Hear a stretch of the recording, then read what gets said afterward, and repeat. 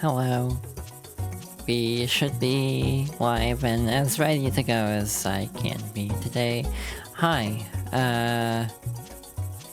hello. I am really bad at intros still, apparently. We're gonna try to finish Pikmin 2. We're gonna try to finish Pikmin 2 today. That is a lot of alliteration on one place. Hi Chibi, welcome on in. We are going to get started right away actually, because I am actually ready to go. So, this is gonna suck. I'm not gonna even sugarcoat this whatsoever. I'm expecting to suffer today. Took a wrong turn in Albuquerque. I don't know where Albuquerque would be in the Pikmin universe. That's a very deep question that I don't think I have the spoons to delve into. But hello Rex, welcome on in. So last stream we got through the last little bit of the Valley of Repose, and also started the Wistful Wild. So all that's left are 3 above ground treasures and the final 2 caverns, which on paper won't be that bad. In practice will probably be that bad. I'm very scared for how this day is going to go. Especially given last stream I ended up redoing the previous day up until the cavern because I screwed up. So, we should have most of the enemies cleared out except for a bunch of orange bulb orbs, withering blowhog or 2, and more creeping chrysanthemums. My favorite enemy, as we've established. I'm just gonna be proactive and get 20 of each Pikmin type, since we'll be using that for both of the final caverns, in theory. I say in theory because we might have to leave the final cavern and come back with a different squad comp. But we'll see how it goes. Hope everyone's doing okay today. I am. I'm not going to elaborate beyond that on this stream. But I figured, hey, I'm gonna try to stream, because maybe that'll help. Like, feeling a sense of normalcy, kind of. A lot of times when I stream, I actually do feel better, which is part of the reason sometimes I actually don't stop streaming, even when I should physically, because mentally it's nice as a bit of a break, I guess. Alright, so... so far so good. That's the harder one, because that was head-on. And both down, hell yeah. So all that's left is you for this area. If I can latch on. And we're just gonna pummel it into oblivion, hopefully. Hell yeah.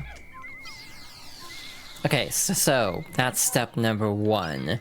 Step number 2, do I want to fight you? I don't think I need to fight you, but I'm gonna fight you anyway. Just for the heck of it. We don't see too many yellow wally hops after this point, because like we're not gonna be above ground very much today. This is a hellscape. I don't like this. Okay, that one has the treasure, but we need to deal with the withering blowhog first, or at least I'd want to deal with the withering blowhog first. Just to make my life a little easier. I actually don't think we'll even need to fight all 3 of them. By the way, this is the original landing site of the impact site. You can see the little outlines where the onions land. Hell yeah, got the stun. And I'm going to get you out of the way. I said I'm going to get... well, that could have gone better. But yeah, this is very familiar if you played Pikmin 1. Hello Peter, welcome on in. Hope you're doing well. Pat the Yuna, oh thank you. Alrighty, so yeah, I'm just gonna leave everything else, I think.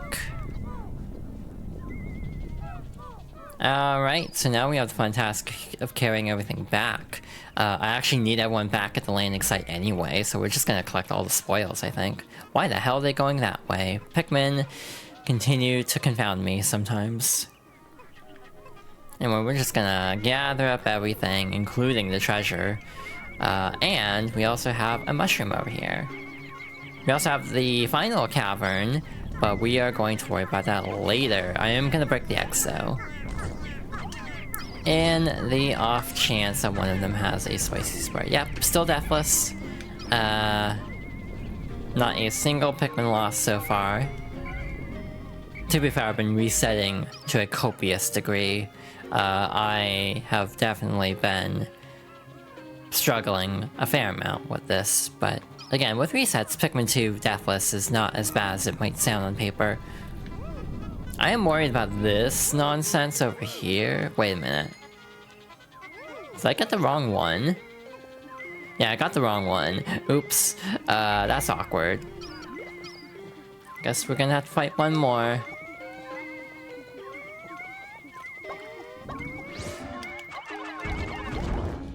Oh, I hate when the cutscene starts in the middle of combat. If you had the opportunity, would I ride a chocobo? Absolutely. I wish I remembered the lyrics to Crazy Chocobo from 13.2. Wow, we stunned it twice. Hell yeah. I am actually worried because of the trajectory, so I am gonna actually take out both, I think. I'm deliberately trying to throw behind the creeping chrysanthemum, so they're not, you know, in the direct target, basically. I hope no one died from that. Because if someone died from that, that'd be very awkward, but I don't think any Pikmin died. Anti-hiccup fungus. God, I could use that. Sure, you can take that back. Oh, that's gonna take forever to carry back. I am making a huge mistake. Yep, this is a terrible, terrible mistake that I have decided to do. Hey, do you ever just miscalculate horrifically and then think, oh wait, I need to pivot, and then it's like how you pivot though? That's me right now. But again, since we have to actually get all the Pikmin here anyway, because we're gonna go to the Hall of Heroes first, we actually do need to get them back to the landing site anyway, so... It's fine, but not ideal, I think. The other one might just be a SOL.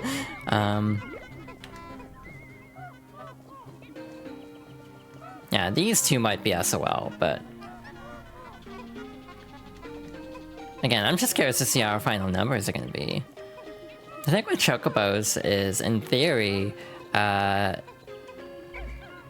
mean, they're kind of just like riding a horse, I assume, but just, you know, feathery. I don't know if that makes any sense, that logic. In general, though, I do like Chocobos quite a bit. I like Moogles, too. I think I prefer Moogles, frankly. Partly because I'm a cat person. Not literally a cat person, to clarify. That's not part of my branding. Just double checking, because we have left Pikmin behind quite a bit in a way that kind of screwed us over. I don't feel like the math is mathing though right now on how many Pikmin we actually have with us, so I'm a little nervous about that. Armored Nut. So yeah, I'm like, I feel like we don't have everyone with us at the moment. No, that'd be 20 and 20, so we're fine. So yeah, we got all the above ground treasures. All that's left is the final two caverns, which, oh no. If you know, you know. I actually, in some ways, think the first one we're doing today is harder. The Hall of Heroes. Partly because it's kind of a boss gauntlet. Dream Den, which, I guess spoilers if you've never played Pikmin 2 before, Dream Den is not as much of a gauntlet, but it's more like traditional challenge based in a way. Yeah, this is basically a boss gauntlet, so yeah. I wanna get the band-aid off. I wanna get the worst out of the way first, because I operate that way. Even the final boss of Pikmin 2, I think, isn't that bad. Especially if you cheese it. But again, I'm hoping I won't have to resort to the cheese. Just because I am, you know, good at video game, hopefully, today. We'll see if that actually pans out. There can be mid-heights in these, so I'm gonna be a little careful. Never mind, it whiffed. It's good. I am detecting the howls of countless creatures in the hall ahead. It is nearly deafening. Sound analysis indicates a wide variety of creatures nesting in here. It is a melting pot of life. Mr. President, be extremely careful. Olimar, your job is to protect his life at all costs. Olimar's life does not matter, which definitely feels like social commentary. I'm not even gonna do the glitch. We have so much spicy spray. Alrighty, every cavern here has every hazard, though, again, they sing Aino Uta if you have 20 of each Pikmin color. However, you might not actually want to take 20 of each, because unless you have, like, very specific enemies to deal with, you really don't need red Pikmin, for example, to deal with fire hazards. You can basically deal with most hazards except, like, electricity and water and poison relatively safely. Key phrase being relatively safely, cause not always the safest. One of these... Oh hey, it's this one. Bulb orbs in the sky. Wow, they actually lost a flower from that. That's very upsetting. This early on. I mean, I don't need all flower Pikmin, it'd be nice though. Corpulent nut. I don't know what to make of that.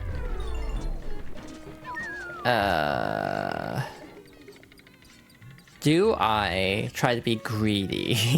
Is basically what I'm thinking. Actually no, this is way safer. And we lost more flowers in the process, so very ironic. And that was just to get this nectar, and we ended up losing a flower Pikmin anyway. Cool. There we go. No Pikmin lost. Do not speak too soon, me. Cause a lot can change very quickly in this cavern. So yeah, so far so good. And by that I mean we've done one thing. So maybe, it's too early to be like, so far so good.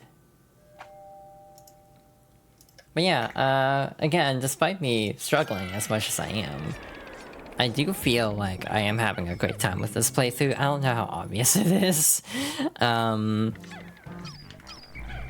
Because of how much I'm stressing sometimes, but again, I genuinely enjoy this game a lot. Which again, maybe says more about me than the game, because Pikmin 2 is notoriously difficult. Yeah, it's a comfort game. My comfort games are very questionable. It's kind of a takeaway I've developed by just playing this game and also plotting future favorites. Like, the games I consider to be my favorites are just like, why would anyone consider that a favorite? And there are so many games like that for me. Thank you for the hydration check. I'll get on that right away. I say as I'm gonna try to take out this beetle first. This one basically tries to whistle Pikmin away from you. I never explained it earlier. It tries to whistle Pikmin away from you, which can basically lure them into danger. But the biggest problem with those is they disrupt the radar, making it very hard to actually track treasure. That's a game I should replay, as Treasure Tracker. 3D World in general, I should actually replay. I don't think I have the spoons to try an online playthrough of 3D World. I think I would go slightly mad if I attempted that, but something to keep in the back pocket, potentially. Oh, that was a bad time to check a notification. I forgot there were bombs on this floor. That was almost a catastrophe. Oh no. Like literally, I went to check a notification I got, and it's like, oh, that's gonna explode. Where the hell's the exit here? It's gotta be over there. It's actually nice playing games with cursors, cause then I can just point, like, oh look, that's where I need to go. Get a lot of acquaintance missions wouldn't take long. For which 3D World? Oh, and Captain Toad? Oh. I'm sensing sarcasm somehow.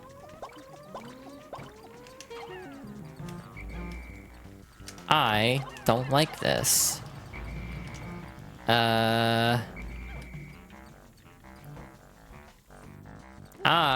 really don't like this. What's the best way to quickly get to this exit here? I'm just gonna take you out, just to make my life easier, hopefully. Okay, that's a problem. Like, are we talking like the 5,000 coins? Because that is not my favorite mission, to be frank. I mean, of course it's not my favorite mission, it's no one's favorite mission. But yeah, sometimes I think about my gaming level. And I think I am, like, good at video games. This is like a weird way to say it. I'm being very weird about this phrasing, but sometimes I do feel like I underestimate myself with my ability to play video games. Like, sometimes I can do really well at a game. Pikmin 2 so far is a game like that, where minus the copious resetting, of course. There is this feeling of like, oh wow, I'm actually good at this game. Oh hey, this is a good floor layout in theory. In practice, they're volatile weevils, so it could all go up in flames, literally, very quickly. So it's like, hey, look, the treasure is right here, the hole is right there. Hypothetically speaking, this shouldn't be a problem. In practice, it might still be a problem.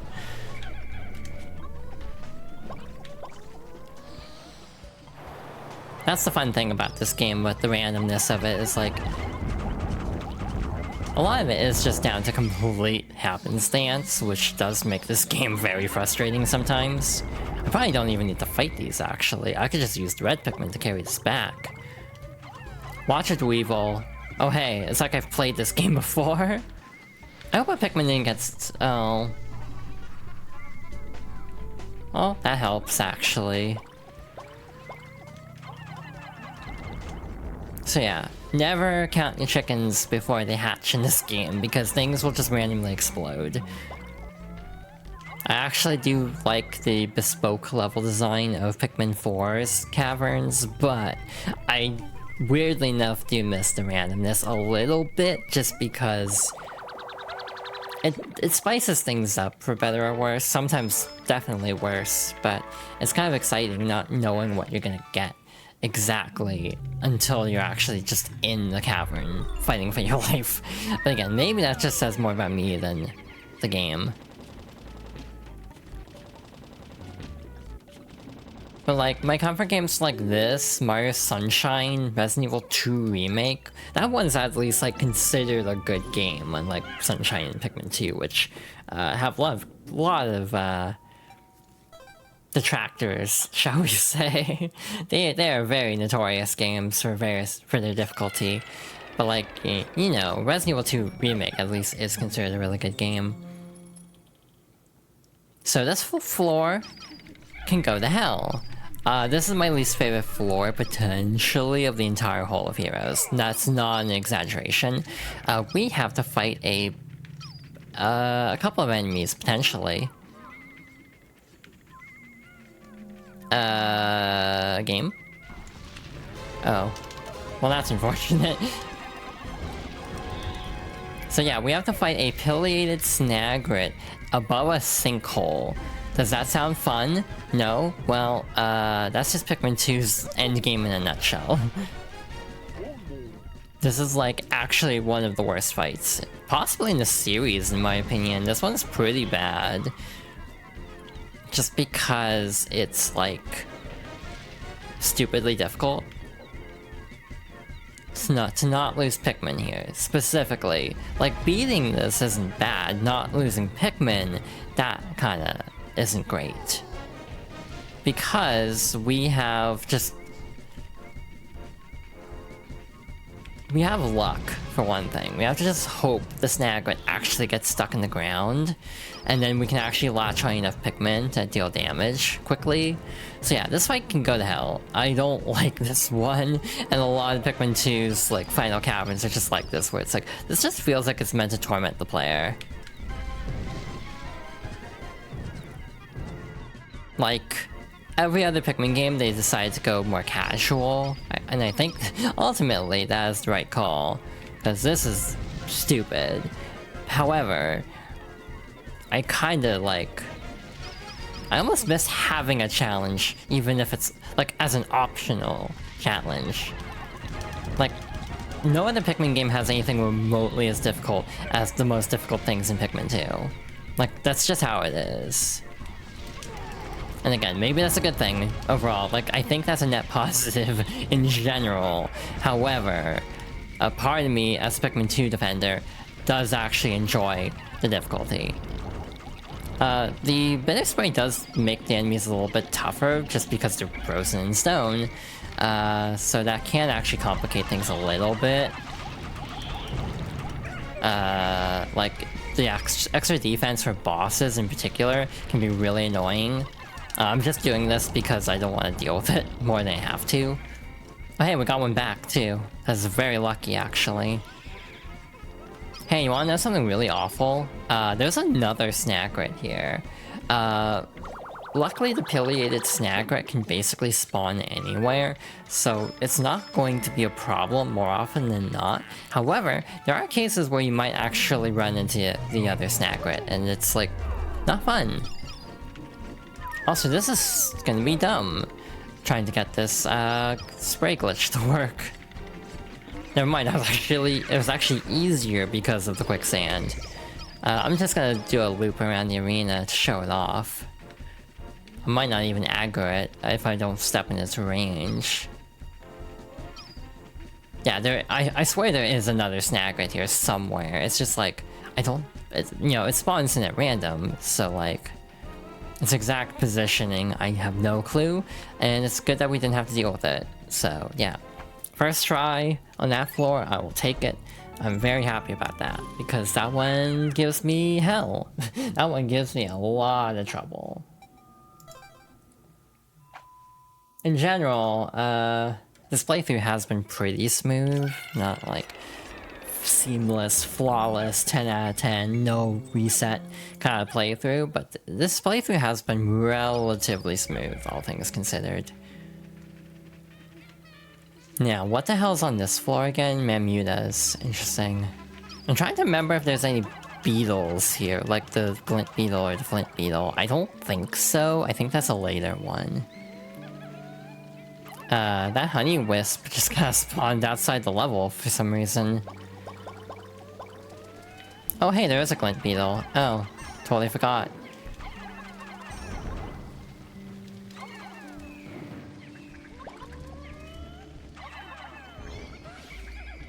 I mean, we might as well while we're here. Wow, we actually got a lot of spray out of that. Also, oh no. So this is the one risk of floors with like Mamutas and swooping stitch bugs, is if you leave a Pikmin planted, that is counted as a death. Because you can't go back to this floor later on, meaning you have ostensibly lost that Pikmin. Actually don't know if Pikmin 2 or Pikmin 4 changes that, now that I think about it. So Mamutas are actually seen as like guardians of Pikmin.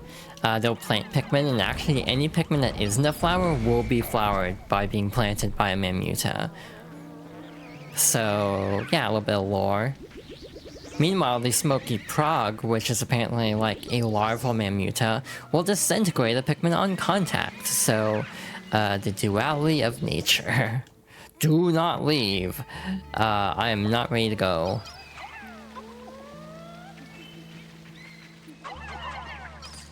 It was almost very bad if I had misclicked.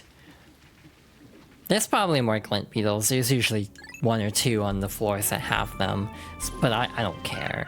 We have like so much spray at this point that I'm not worried.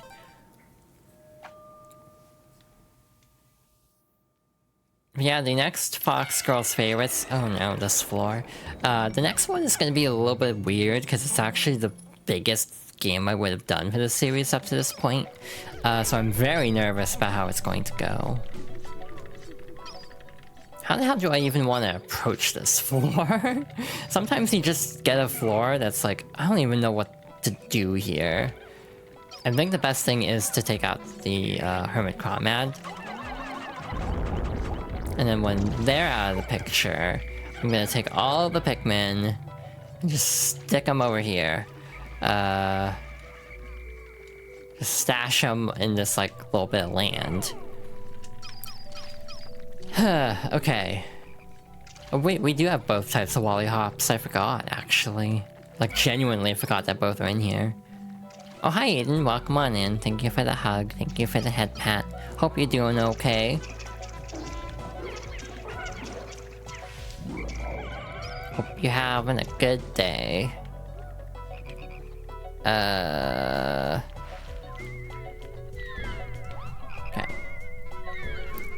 This used to be like actual name brand peanut butter, but they changed it for copyright. Oh, that sucks. Okay, cool. That's actually a problem, potentially. We'll have to see how that goes. We have to be careful later on, because there is a floor where I will use a captain as bait for a bit. I need to actually make sure it's not a floor that's gonna cause problems, basically. You're tired from work but vibing out now? Aw, I hope you can get some good rest. I hope you enjoy your vibe time. Oh, this sucks. I don't approve, game. I don't approve of any of this game. Oh my god. Sometimes this game just decides to be mean. With a capital M. Because there's the water dumper that we'll definitely have to fight. I might have to deal with the Wollyhop too at this point. Which I don't like fighting Wollyhops with blue Pikmin just because, like, I have a lot of bad experiences of fighting Wollyhops in Pikmin 1. So I would rather not if we can help it. So what I'm going to do is guide it over here. Huh, okay. I'm not sure what happened there, but they didn't die. Everybody lived. Just this once. I've said that like so many times this playthrough. Yeah, I don't know why no Pikmin died from that, to be honest. I'm very confused. That should have killed the Pikmin. It's always nice, nice vibe time here. Oh, I'm glad. I want my streams to be kind of a nice vibe time. I say as there will probably be streams in the future that are pure chaos by contrast. How? Yeah, even with the armor, we actually took a decent amount of damage already, which isn't great. Again, we'll have to use the President as bait in an upcoming floor. Yeah, this used to be like straight up Jiffy peanut butter. We dig a little chaos here. Oh, it could be a lot of chaos. For those who do not know, I am tentatively making birthday stream plans. I don't know if I'll commit to them just because of my own stamina and also like heat, because it's, you know, it's summer. But I have been contemplating doing a lot of, or trying to set up collab streams for my birthday. What in particular, I don't know, because I haven't actually worked that far ahead. But it is something tentatively in the pipeline. Hall of Heroes sub-level 7 is really interesting. It's just a big-ass open area, but you have armored cannon larva, and you also have a ranging blaster. I don't like the name ranging blaster. It feels like it. I thought it was raging as a kid. Well, that worked out by accident. I did not mean for that to work out the way it did. Or that, for that matter. So, hey, I'll take it.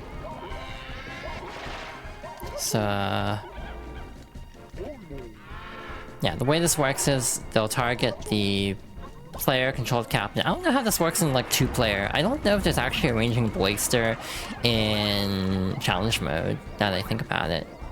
Which is the only mode that actually has 2-player. Oh, here, okay. Forgot there were boulders on this floor. That would've been good to know. That definitely would've been good to know, but oh well.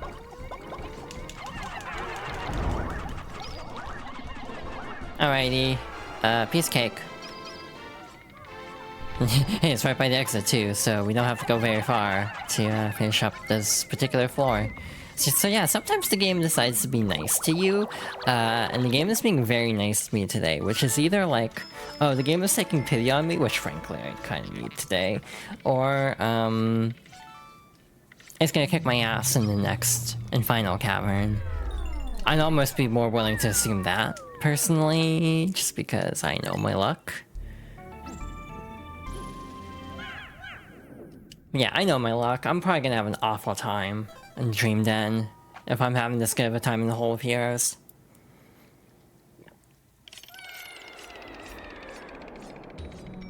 You know this game means business, cause like, there's 3 rest floors in this cavern. That's absurd. Like, they give you Bulkman too, so like if you're really struggling, you can use Bulkman to help you out. You can also just frankly take the Bulkman and toss them into like the Queen Candy Pop Bud or the other Candy Pop Buds to like change them over.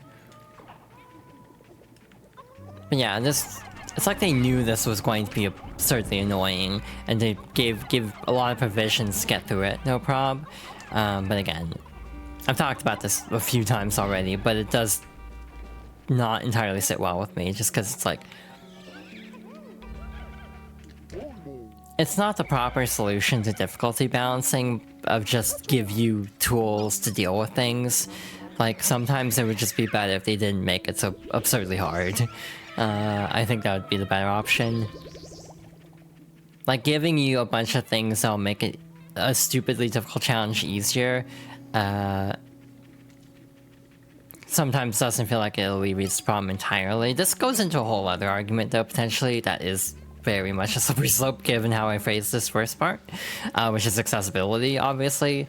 Accessibility, I think, is like different than just a game like showering you in extra lives just to make up for a really hard section. I don't think that's comparable entirely, but that might just be me. Because like accessibility is being deliberately billed as like, this is to help you out if you're struggling, but like the tool to just like games that just, yeah, will give you an extra life before a death pit that like no one could predict, that's not quite the same thing, because it's not making the challenge any easier. It's just kind of like making it so you can keep trying it if you die. So it's not really helping with the problem, which is different than actual accessibility. IMO. I don't know if I explained that remotely well. My brain is a sieve today. It's a great mentality to be playing the hardest caverns in the series, because I would be willing to say series, because nothing in 4 is actually as difficult as this, in my opinion. Not a single challenge in 4 is actually as bad as this particular cavern, I think. Well, this sucks. You know, this kinda sucks. I don't know if he can eat the Pikmin through the wall. Hope not. The problem is that he could probably get over the wall. So, hey, we got like halfway through the cavern without a reset. That actually isn't too bad. I'm like relatively happy with that actually. In the grand scheme of things, this has been a very good Hole of Heroes for me. Given how like obnoxiously difficult it can be in other cases. Every time I go back, I'm just gonna make a duplicate file. We have 3 file slots, we'll use them all. Just to ensure this is a deathless run, because again, I've lost Pikmin from glitches before.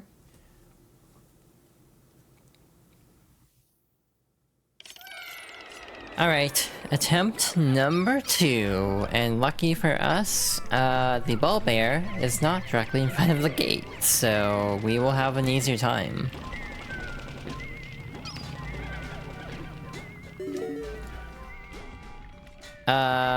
Well, this is awkward. Okay, cool. Nope, he can go over that wall. I'm just gonna do that, to get some breathing room. We have 18. We have 20 sprays, actually. I forgot we got a few on the last floor.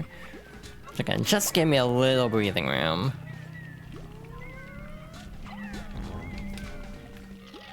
So yeah, we're gonna try to get all of them with 1 spray and then break them all. Like so. That one doesn't even have the treasure. Like, it's with the fiery ball blacks. So here's a trick actually. Math isn't mathing. Okay, good. It only came up to 19 before.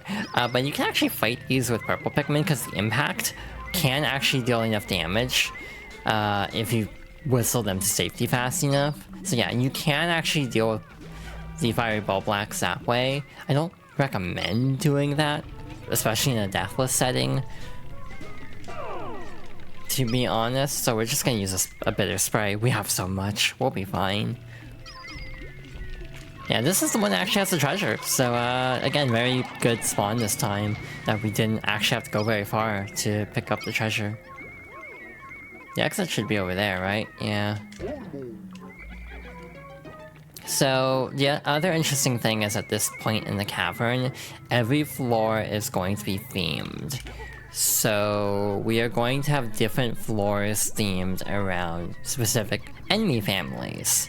So this is a floor with every bulb orb and some red bugs, because those aren't actually real bulb orbs in some cases.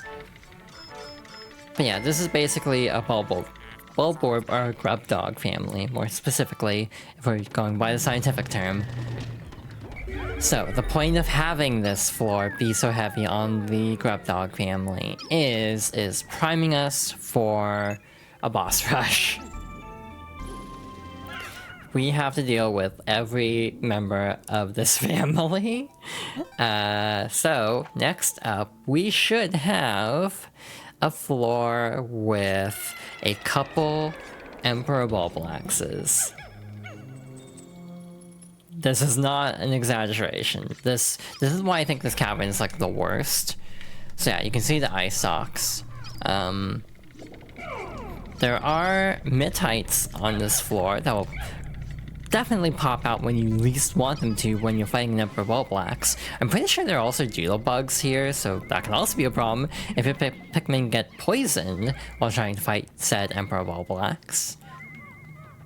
I'm just gonna like do a quick scan just to make sure. But the other thing worth noting is the glitch still works here. However, we only have 20 Pikmin, so we will not be able to boss this out quite as bad as we did in the Bulb Blacks Kingdom. But hey, we still got like half its health in one go. So yeah, again, you can see how little damage it does while frozen. I probably should have used all the Pikmin if I was gonna freeze it, but it's fine. Again, we got the mid-heights after, but again, the purple Pikmin don't seem to get scared by them, which is at least something. The other one is completely out of the way, so we're just gonna get the F out of here. But hey, that's like not bad. The next floor is like one of the worst floors in the entire cavern. IMO. Like genuinely, this next floor kinda sucks. It's kinda awful. So let's see how this goes. Okay, the actual truth of this next floor is it's not that bad if you can get to a good position. The problem is getting to said position. So, if you know Pikmin 2, how many grub dogs have we actually seen? There's one missing that we have fought recently. And you know what that means. We have one more to go then. And you know what else that means, because this is why we can't have nice things.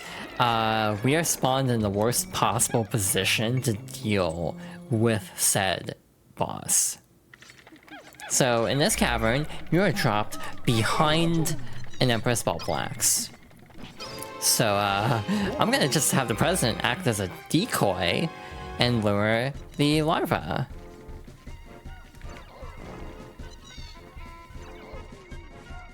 Like so. Smooth. Perfect. 10 out of 10. No notes. So basically, this is my trick to basically... Why do I keep saying basically? This is my trick to getting the Pikmin to safety, is just use the captain as bait. Like, this is genuinely the best way to deal with the Empress Bulblax, in my opinion, in this floor. And also in a challenge mode stage as well. At this point, we really don't need to have the president acting as bait, but we'll leave him over there.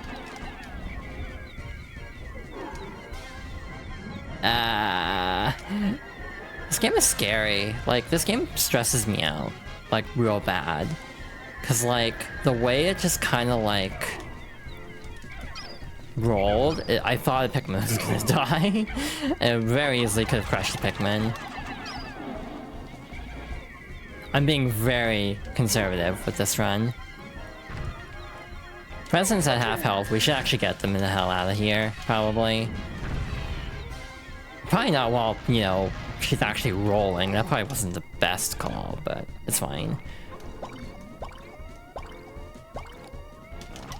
Now we have to actually be a little fast here to make sure when she rolls, they'll actually get the larva too.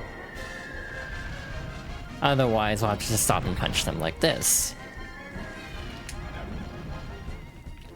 Again, if you think this Empress Bulblax fight is really rude, hey, Pikmin 4 has the worst Empress Bulblax fight I have ever seen. As much as I've been like, you know, Pikmin 4 is a lot easier, this Empress Bulblax fight is literally the most devious thing. I guess spoilers for Pikmin 4. You're dropped in a very tiny arena, and you have to use 2 geysers to launch yourself over the Empress Bulblax every time she rolls. It is the grossest concept for a boss, and I kind of love it in a way. It's so, like, trolly. It's probably the trolliest thing in that game. Because again, Pikmin 4 generally is pretty nice.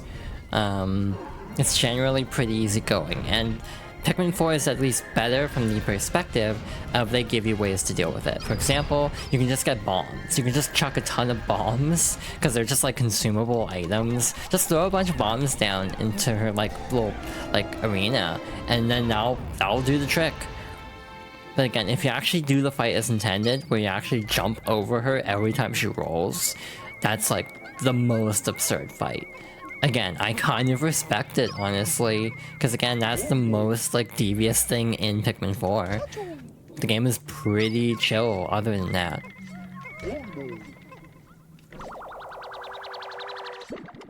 Again, maybe I'm weird. Maybe my sense of, like, game difficulty is completely broken sometimes with the way I'm, like, fascinated by games I just want to, like, punch your teeth in sometimes. I'm not even gonna be someone who's pining for the old days of games like this being so obnoxiously difficult. I don't even think that's my stance. I just kind of like this game because I grew up with it. If I played it now, I'd be like, wow, this game sucks. Which is kind of the takeaway a lot of people have with this game. It's like, wow, this kind of sucks. It's very hard. But But yeah, all the other Pikmin games are generally a little bit easier. So yeah, whenever people are like, oh, you should play Pikmin 2 to like streamers, I'm always like, no, you don't. I am Pikmin 2's strongest soldier. You should not play Pikmin 2. Hi Son, welcome on in. Hope you're doing well. Alright, so we should have more beetles gonna be lurking as you fall asleep. Oh, I hope you sleep well. Thank you for stopping by. I don't know if this will be the most chill stream to lurk to, in all fairness. I don't know how stressed I'm gonna get at this game. Again, we got through some of the worst parts of the game already, so I'm actually feeling pretty good. Like, I'm actually feeling pretty good about this, as I know I'm tempting fate by saying this. So yeah, maybe this will be a chill stream. Hell, I was thinking this game might take a bit of time to get through, and we're actually kind of flying through it.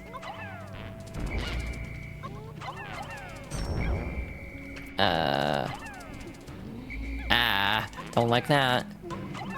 Almost just chucked a Pikmin off the ledge. I don't know why that, like, cut to black completely freaked me out. Cause, like, oh no, did I, like, get a Pikmin poisoned or something? No, it was just a treasure. Cool. Again, not even worrying about the glitch anymore. We are set for the rest of the game. Again, this is overkill even. We can completely break the final boss if we want by just spamming sprays constantly. It'll be slow because, again, the defense buff will definitely make it take a while, but it would be safe. So if that's what I care about, like, if I get really impatient with the boss, I can just do that. Also, please tell me I didn't forget the treasure in this dungeon, because this is like the worst one to go through if you miss something, because it's 1, very long, and 2, very difficult. I had to really think about my phrasing of that sentence like halfway through it. And it's like, I need to like course correct ASAP with how I'm phrasing this.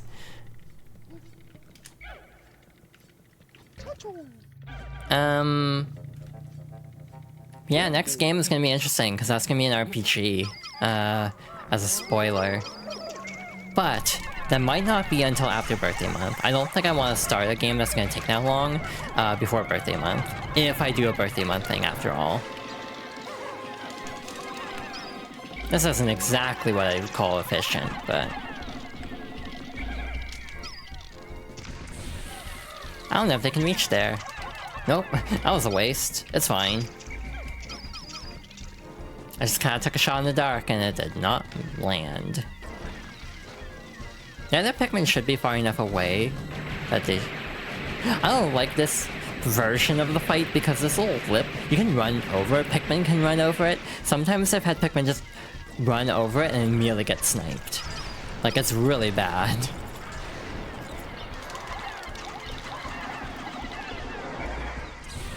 Oh shit, I was mistimed again. Nope, they still reach. Okay. Again, I have so many sprays, I'm breaking this fight in half because I don't care. Again, if I was trying to be fancy, I would definitely be trying to not just spam sprays, but we've already fought this boss for one thing. It's like, I don't have anything to prove. I've also played this game 50 million times throughout my life, so I definitely don't have anything to prove. Alright, pizza cake, and we actually got one back, too. So again, safety strats, because Deathless Run. Again, we also have the sprays to burn. I've been saying again a lot. I almost feel like Winter Soldier from Marvel Rivals with how much I've been saying again. Speaking of which, they announced like the summer outfits, the first 2 officially. I don't know if we're getting all 4 this week or if they're gonna spread them out across 2 weeks. Because I thought the Fantastic Four skins were supposed to be like next week, because the movie is next week, I think. So like maybe they just didn't announce the other 2 yet. I don't know. Obviously the one I'm mildly intrigued by is Luna, because I've been somewhat kinned as Luna Snow apparently. So beyond that, it's like I'm kind of like iffy on Marvel Rivals in general. I've complained about Marvel Rivals enough to my friends,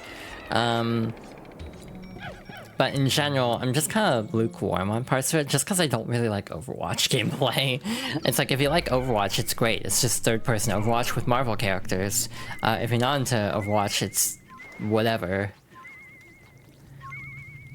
So this floor has a chance to be nice, but it almost never does, because they love spawning this speedy long legs over water. So hey, you remember how I mentioned there's like themes?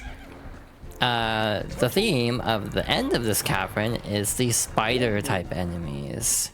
Except one, who obviously can't be here because they're in the next cavern. So, I will give this game credit. This game forces weird combat scenarios. Like fighting, like specifically the man-at legs and the beady long legs, probably using blue Pikmin, is really weird, actually. Again, blue Pikmin really shine in this game. Red Pikmin kind of don't. Red Pikmin are the ones that are kind of left out of a lot of things in this game. Conversely, in the next game, blue Pikmin are actually the useless ones, because flying Pikmin, and again, I already talked about this a little bit in the previous stream. Piece of cake. By the way, these are all connected to the robotic operating buddy. So like Gyromite, the NES game, had the little blocks that you could basically use as like inputs, where like Rob the robot will like interact with the blocks in different ways for like game functions. So like, yeah, these are all references to Rob. Probably best known for Smash Bros. More so than actual Gyromite. I don't even remember what the other Rob game was. There's two. I genuinely cannot remember the other one for the life of me right now. Okay, you're just gonna be an asshole. Okay, I see how it is. It's like they could have run on land, which would have been nice, but we can't have nice things in this household. So these are the Caustic Dweevils. They have one of the best Picklepedia descriptions. I think it makes... No, wait. There's something in the Picklepedia where it's like, if you eat this, it causes like a compulsory need to dishwash. Or something like that. And again, that's like one of the best descriptions in the entire series. Actually, speaking of the Dweevils, I don't know if we actually fought one of each in terms of the Picklepedia, so I'm just gonna do that real quick. This is a great floor to actually get this checked off. And then the... I forgot what these are called, but like the poison ones. Again, don't know if we fought one yet, so just to be on the safe side. This is stupid. Why am I fighting it like this? Why do I make decisions, TM? Again, normally you can take out Dweevils before they can even attack, which is why even the anode, or the electric ones, I don't care about using just yellow Pikmin to deal with. Why am I doing this? We need to do this in a later cavern anyway. And by that I mean the only other cavern in the game. It's like, why am I doing this? Like, trying to be efficient, and I'm like, making it less efficient. Why was there splashing? There was like splashing as they were jumping in. Was it because I have no clue what happened, but I hope no Pikmin drowned from that. I hope that doesn't glitch something and Pikmin is counted as dead. If that is the case, we're just gonna move on. Probably. Because again, sometimes I've had it so the number still says 100, and I have definitely lost the Pikmin according to the game's tracking. We'll take that. Cool. I don't know why I always move the camera around so erratically like that. Yeah, with Marvel Rivals, it's like, I kind of enjoy playing the game very casually, but like ranked mode is like torture. Honestly, it feels just very miserable trying to play that game ranked, and I've heard the player base is very toxic, as every ranked player base tends to be. So, we have jelly floats, first and foremost. I do want to take them out if I can, because we want a lot of room to deal with the actual boss. Again, tossing Pikmin next to the jelly float to try to stun it specifically. Again, sometimes I question how I have all these strats worked out. Like, again, I think that says more about me than the game. But this is the Raging Longlegs.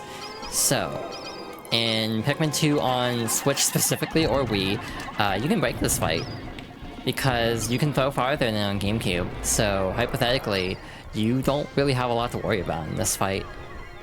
Like, on GameCube, the way I used to fight it is I would just stay under its legs, like every other Longlegs, which is obviously very dangerous, but because you can throw so far here, I'm not actually doing that at all. It does regen health, so that is something to be very aware of.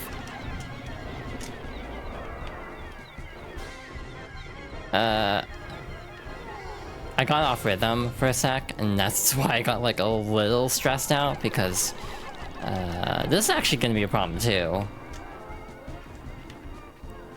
The jelly float is definitely going to be an issue in a moment.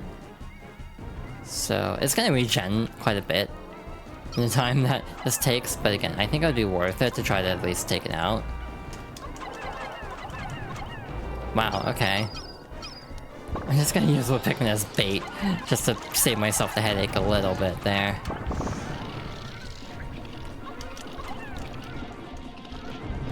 Let's try to get through this relatively speedily there.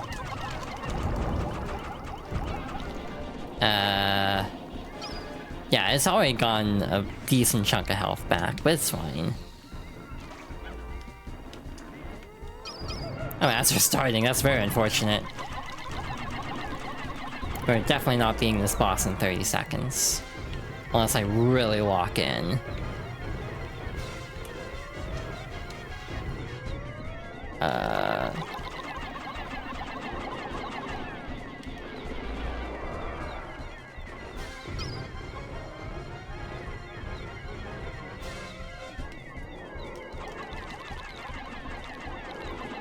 I have to be very careful not to like jerk my hand ever so slightly, and the way that causes like the gyro aiming to aim right under its foot or something.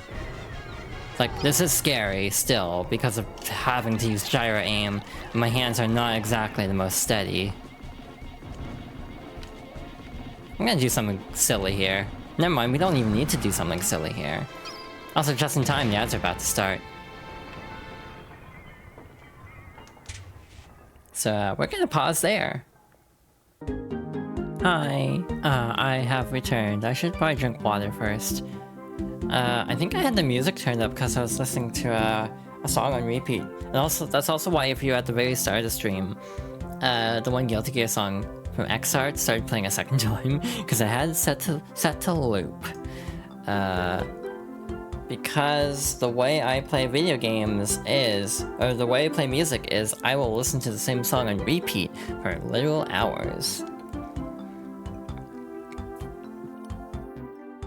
She doomsday on my apparatus, oh no. Hi Nicole, welcome on in. Please, water just did. Or tea, specifically, but... close enough.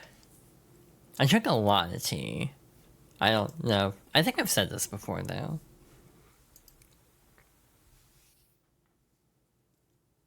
Okay. All that's left of the Hole of Heroes is collecting the final treasure. Which is ahead of a Rob toy. You listen to albums like that? Yeah.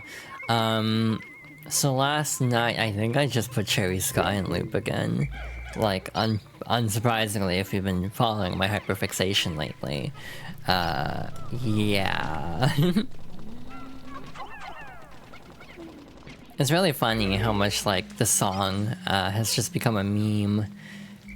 Mostly with me and Aiden, like, I'll just, like, tease them by sending them various, like, videos of this, like, performances of this song. Just to mess with them, catch them off guard. But I do genuinely like the song a lot. I like the whole album. I need to listen to it more and not just listen to one song on repeat. Actually, no, last night I was listening to Valentine's Dream on repeat, I think. Because I wanted to listen to something soothing before bed. I'm trying to figure out if I'm streaming on the 19th or like 18th. I need to actually double check so I can make a joke or not. But I also don't think this is a good joke to be making on stream right now. But there's the... No, wait, that's a weekend. Okay. Never mind, I don't have to make my joke. That could potentially backfire horrifically. Basically, it's the anniversary of a specific idol album this month, and there's a very specific performance that's very infamous that I like to joke about. Just because of, it's like... Their outfits are like lifeguard outfits, and they have like red crosses on them, which, they got in trouble because that was a Geneva Convention violation. And that's just my favorite thing, is to like drop out of context. It's like, hey, remember when Idol violated the Geneva Convention a la Stardew Valley?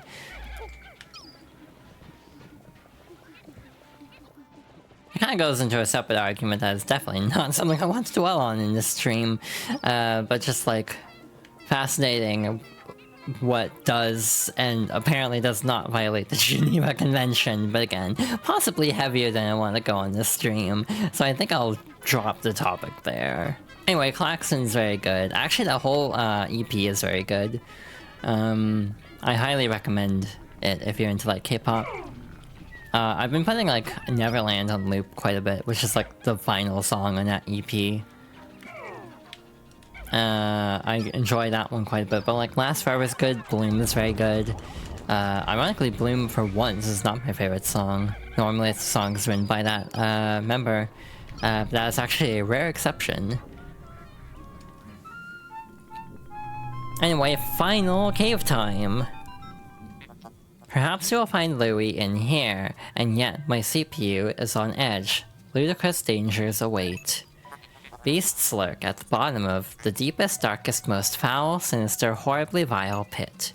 Do you still wish to enter? Of course you do. Courage is our true treasure.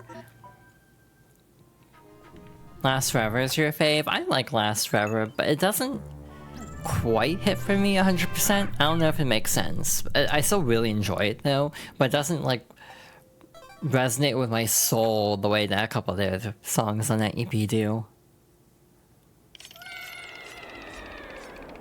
Like, if you were to ask me to pick a favorite of the ones I've heard... Courage doesn't pay my rent, you dingus. Yeah, exactly. You're a rocker like that? Well, yeah, like, musically speaking, that's not quite my vibe. But I do enjoy it still, even if I don't, like, mesh with it. Hi, see, welcome on in. But yeah, so I have 4 albums currently. The others are too expensive, unfortunately, because they're, you know, K-pop ain't cheap. It's not gonna get any better as they get even older. But of the ones I actually, you know, physically own now, because I do physically own these. What's the first one I have? I Feel, I guess. My favorite song in that is probably Paradise, of what I've heard. I haven't listened to all the songs, because, again, I've just been putting songs in loop.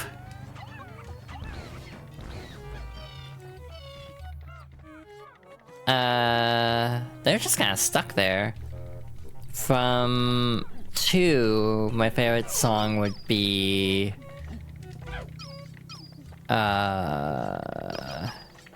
probably 7 Days. Yeah, no, it's 7 Days. I still haven't listened to all of it again, because again, I loop songs.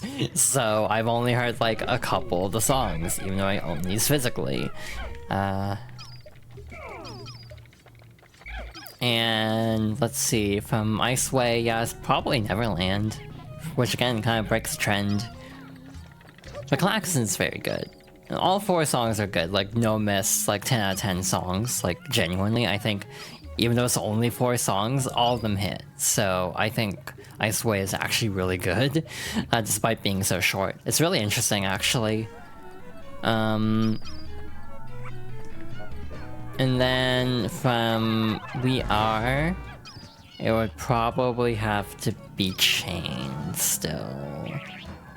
But again, that's also one where like all the songs kind of hit for me in different ways. Like I like all of them quite a bit.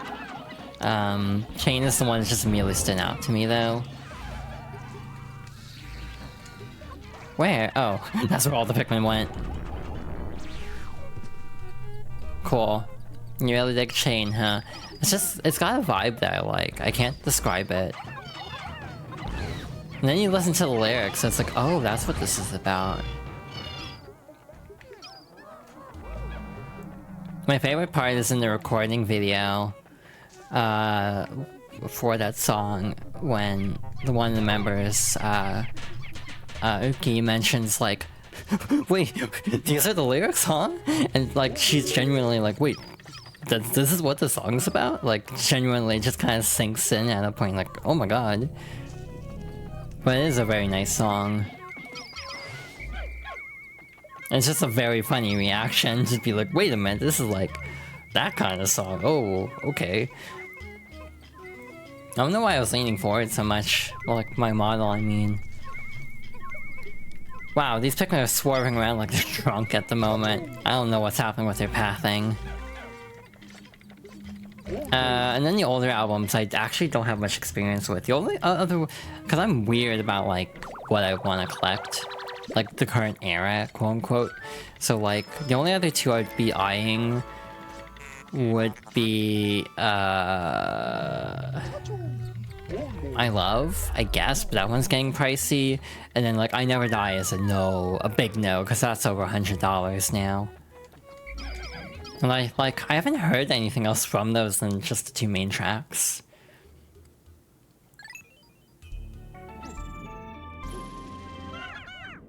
Anyway, this is me getting on my K-pop bullshit again. Once a stream, it feels like it always has to happen. Would you rather me talk about Xenoblade or Guilty Gear? It's like my thought every time this happens. It's like, I just kind of rotate my hyperfixations. What if we listen to the albums back to back? I think the songs just start to blend together in my mind at that point. Like, they'd all just kind of run together into like an idol soup. And like the older stuff I'm not like super interested in, weirdly enough. I know it's good, it's just kind of like, I don't know, just something about it. I'm not as like gung-ho about like getting into that era. Which is a bummer, because again, it's not bad by any means. I'm gonna just have Olimar take a nap. And then the actual best strategy here is to use yellow Pikmin. Just because the tower is so tall that purple Pikmin have a hard time reaching.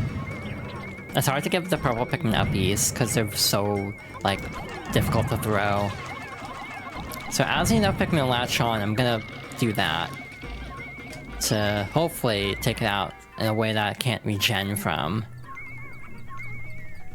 It's kind of cool actually having these enemies that regen, because then you have to like think about like, oh wait, how do I deal with that? So it adds a layer of strategy to it that I actually kind of like.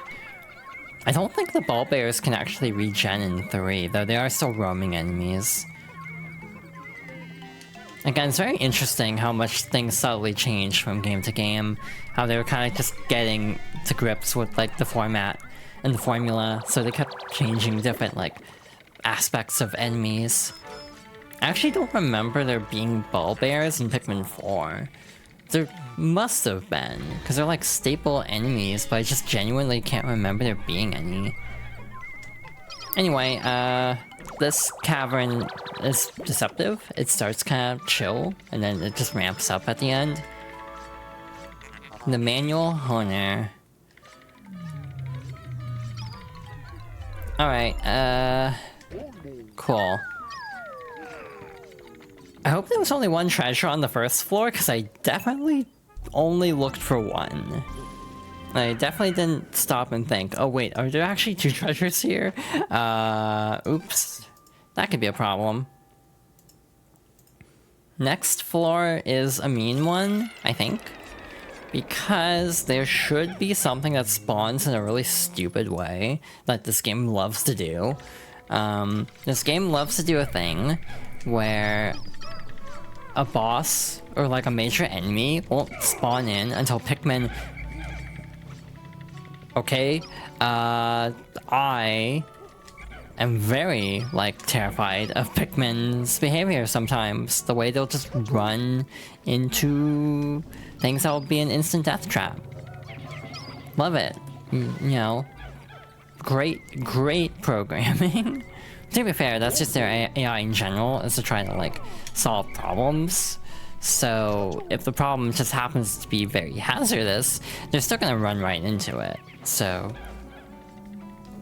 definitely one of those things where it's like I get why it's the way it is. I don't have to like it though. So hey, there's nothing here except this little dwarf ball bear, right? So you might be thinking, oh, well this can't be too bad. I'm doing this on purpose for the sake of demonstration. I do know I can easily dispatch this with Pikmin. However, when we actually defeat it, nothing happens. However, if we come back over here with Pikmin... game? Oh wow, it's... Yep. We have an actual adult bull bear to fight.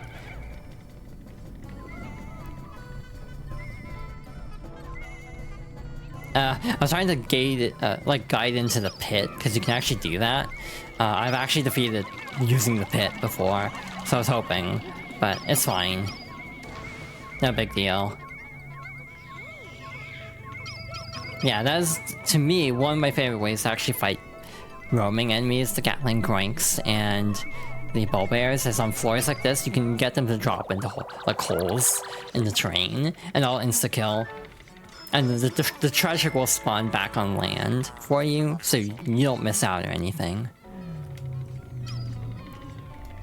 But yeah, like, my problem with listening to music is I'll just be in a mood for a particular song, and that's like the only song I want to listen to.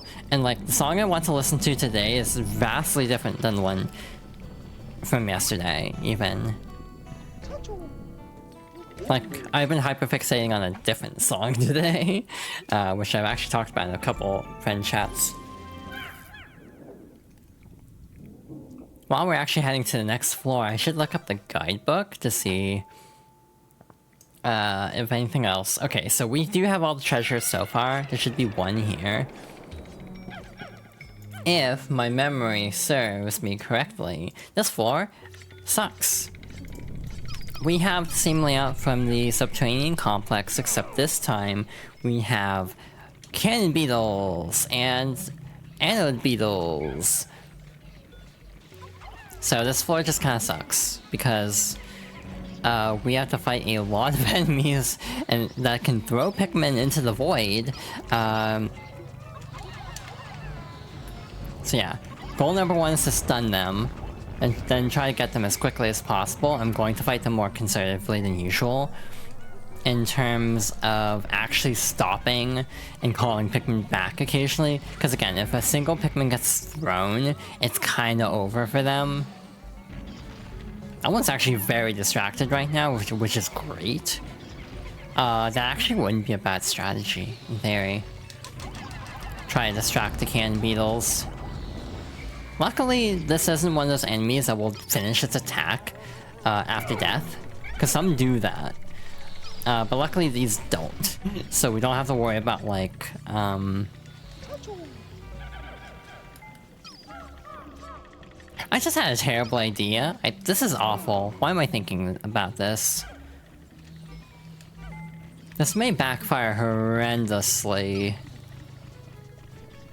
Yeah, no, this is a mistake. I'm not gonna do that. I was gonna be like, okay, but what if I actually just have the white Pikmin carrot quickly and hope they actually get there in time? Like, can they do that? And it's like, I don't think I should risk it, actually. Again, like, if it actually throws Pikmin, they're going straight into the abyss. So, hypothetically, like that. That was me calling them back, and it just ran into the hole. So, again, Pikmin AI sometimes is confounding.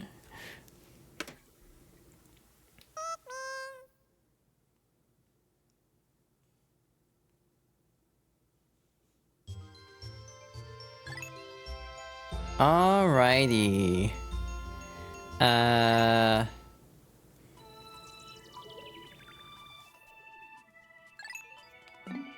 I'm just gonna do this. Again, I'm gonna be very Like, I'm just gonna copy a lot of files over.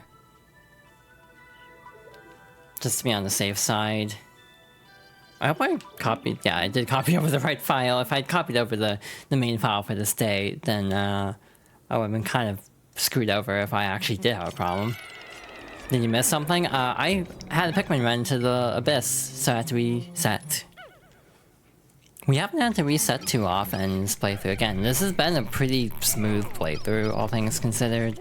Like, for me especially, my practice run went way worse than this, for example. Which is like, that's why I do a practice run. To smooth out the issues, in theory. Okay, I'm gonna do that to just flip it over. I'm not actually gonna fight it yet. I wanna deal with the cannon beetle first. Okay, that was very tight timing, actually. That could have ended very poorly, very quickly. Interesting boulder. I'm gonna do something here. These are so close together, I can probably get them to fight each other. Like that. So, that's one less cannon beetle to deal with.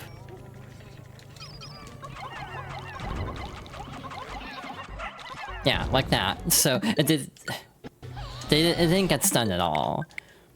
So, again, that's just a bit of a luck aspect to it, where it's like sometimes if it just doesn't want to get stunned, there's not a whole lot you can do about it.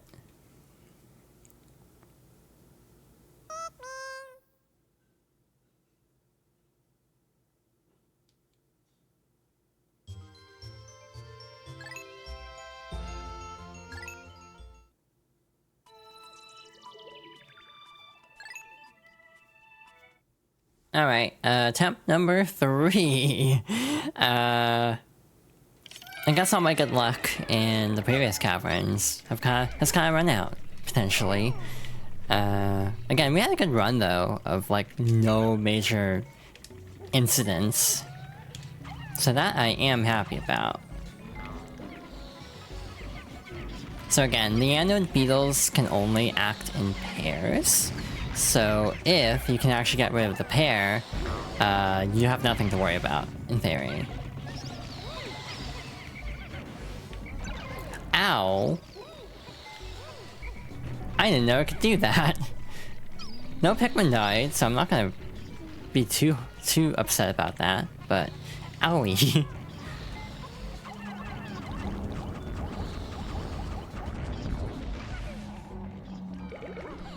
Yeah, I'm just having really bad luck now. I'm gonna reset this while I'm doing this. I'm sitting at a weird angle, I realize. I'm not really sitting dead on with my camera. I think that might be why it sometimes acts up a little bit. So what, attempt number 4?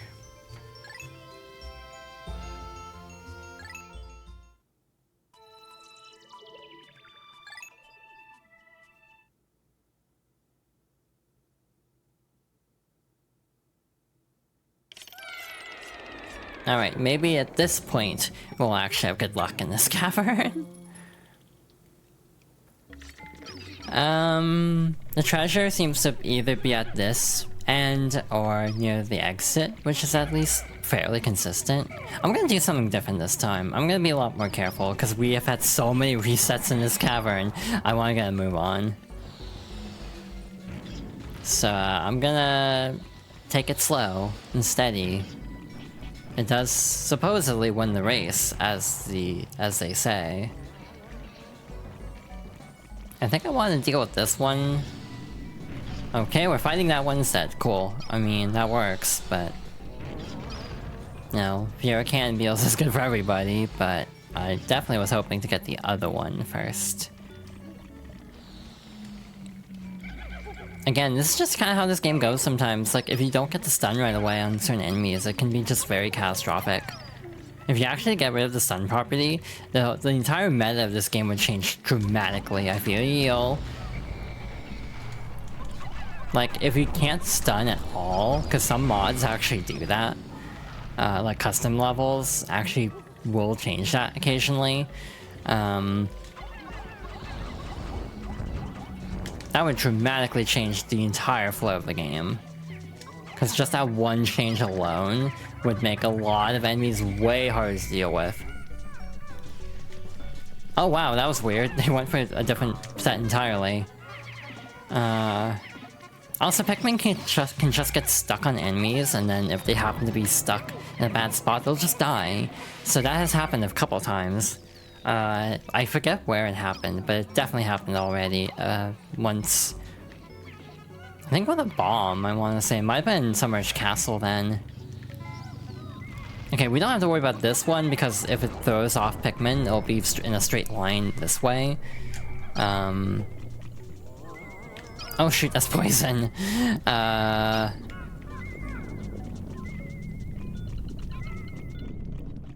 Wow, this is a mighty fine mess I found myself in. I'm just gonna take the white Pikmin separately. If I wanted to be very gutsy, I could just toss the Pikmin over to Olimar. I'm not that gutsy though. Oh, by the way, with the like running shoes that you get from the what was that, Frontier Cavern? You're actually so fast that even white Pikmin kind of have trouble keeping up with you. The running shoes, in my opinion, are actually a detriment more than a help usually, just because if you keep outpacing specifically the purple Pikmin, it sucks, because then you're often having to stop and having to wait for them anyway. You're having to do that anyway. So yeah, I actually feel like the running shoes are not a good upgrade. They actually make things worse in a lot of ways. It's like an anti-upgrade. A downgrade. That's the obvious word choice. I don't know why I didn't think of that until then. I like how low res this coin is. Again, this game wasn't touched up that much compared to the original. Again, dismissing the Pikmin so I don't accidentally chuck any into the abyss.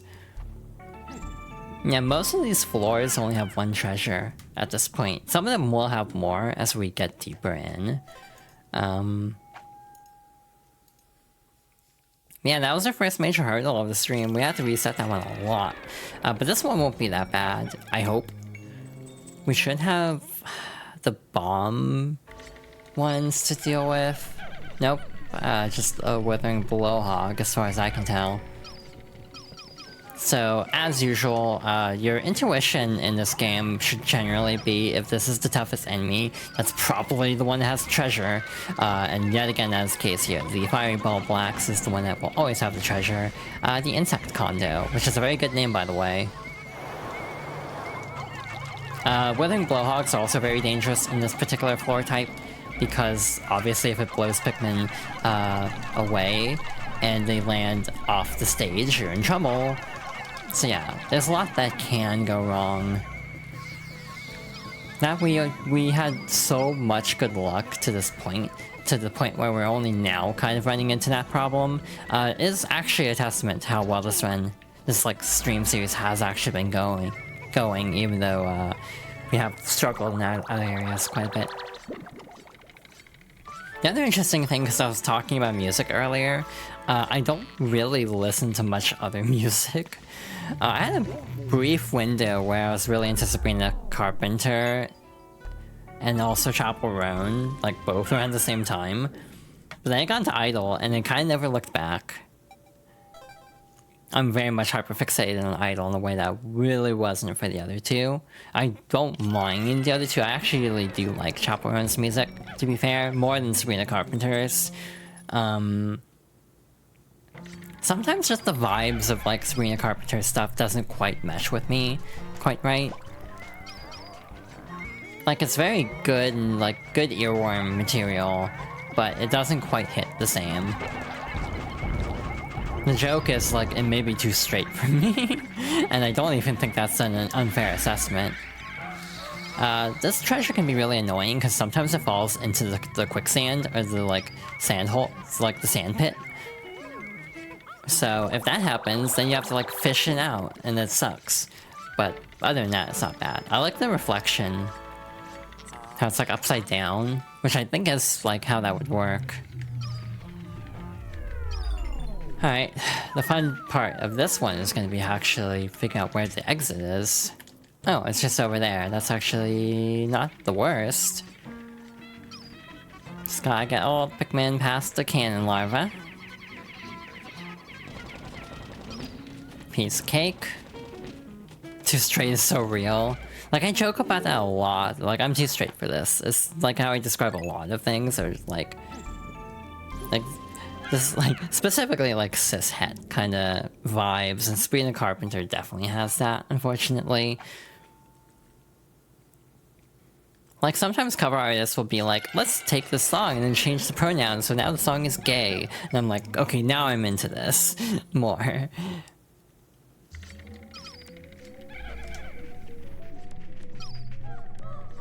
Alright, this is a floor where I sometimes will reset just so I don't have to deal with it.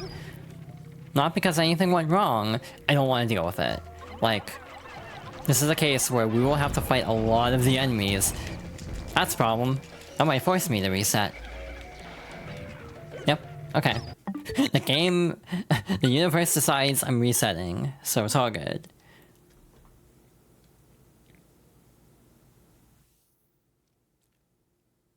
I think Taylor Swift is also kind of in that same boat for me at this point, where it's like her music is fine, but I think I don't think I'm straight enough for it anymore. Plus, like, other things, but again, I don't know if I want to get into all that on this stream. Again, being very careful in copying files just to make sure we have easy to return to backup points if anything goes wrong, because I have had issues.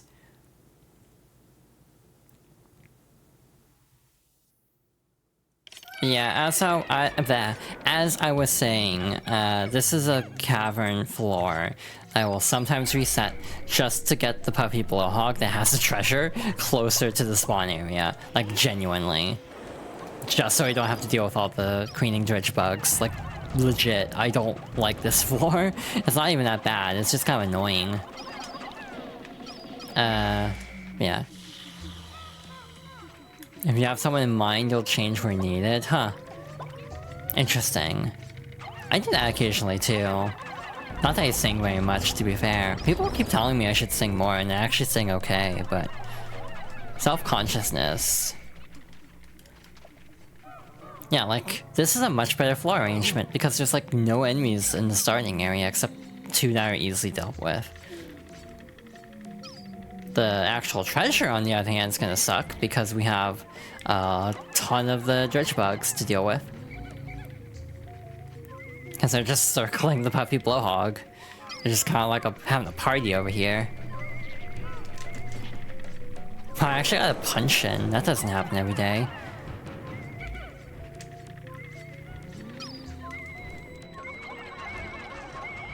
Oh, that's a problem. Oh hey, if you want to come over here, I'm not gonna say no.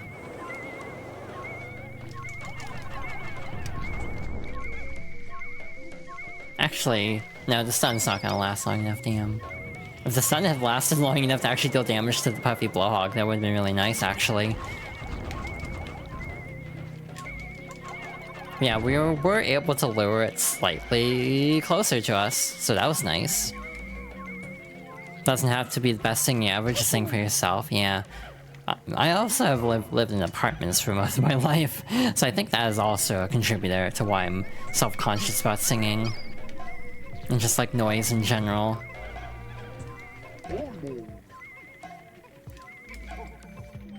Now we have a fun thing. How do we get out of here?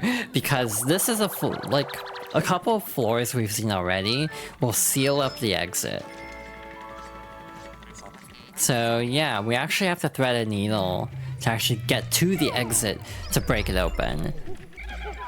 I'm not gonna take purple Pikmin. That is step number 1 of this, because they're slow, and I don't want to deal with that. So I'm just gonna take the other Pikmin and just make a beeline over to the exit and hope that everyone leaves me alone on the way there. A sense of desire because you too crave purple. So true. I'm actually not super into purple as a color. I feel like I'm very much in the minority with this opinion, because like most of my friends like the color purple.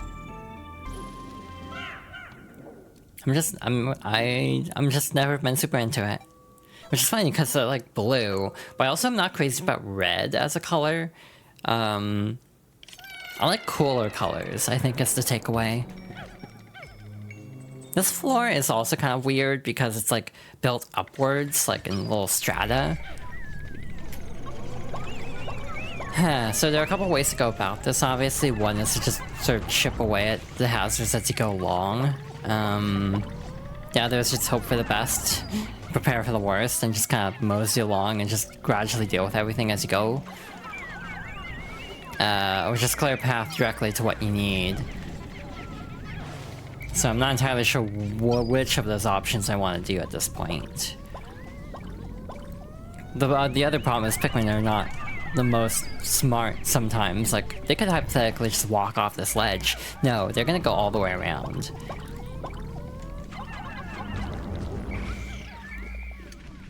But yeah, this basically forces you to deal with every hazard type. Again, I'm also very much holding back throwing yellow Pikmin because I don't want to throw a different type of Pikmin by accident and have them be zapped to death, so yeah, just playing it a little safe there. They might take them in opposite directions, which will actually be really annoying. Oh, the cursor quickly swapped to red ever so briefly, and that's why I called them back, because I thought I threw a red Pikmin by accident. Again, because it doesn't update sometimes immediately, it freaks me out occasionally, because it's like, oh no, that's the wrong Pikmin type. Is that all of the electricity? Nope, there's one more. Since I'm here, and have the squad all divided, I might as well just do this right now. Yeah, this is why I was like, wait, why am I fighting the Dweevils to add them to the Picklepedia? We're gonna have to deal with them later anyway. You do enjoy my singing? Aww. I'm glad someone does, because I'm very self-conscious about my own singing. I want to get better at it. I've been trying to pick up the song Suteki Dene from Final Fantasy X. Turns out, like, I obsessed over that song so much that I still remember the lyrics pretty well. I know, big shock. The person whose username is literally Yuna likes Final Fantasy X, but again, the irony is, it is not my favorite Final Fantasy. That is Final Fantasy IX. Oh no. I don't want you going off anyone like that, little purple Pikmin. Like, Melodies of Life is like one of my favorite Final Fantasy songs, even more than Suteki Dene, ironically. I like 1,000 Words, weirdly enough. Like, a lot of people are harsh on 10-2 for extremely deserved reasons, but I actually really love the vocal themes of 10-2. 1,000 Words and Real Emotion are both very good. There have been multiple times where I'll just be like, what can I do for you? And I have to say, I can hear you, in response.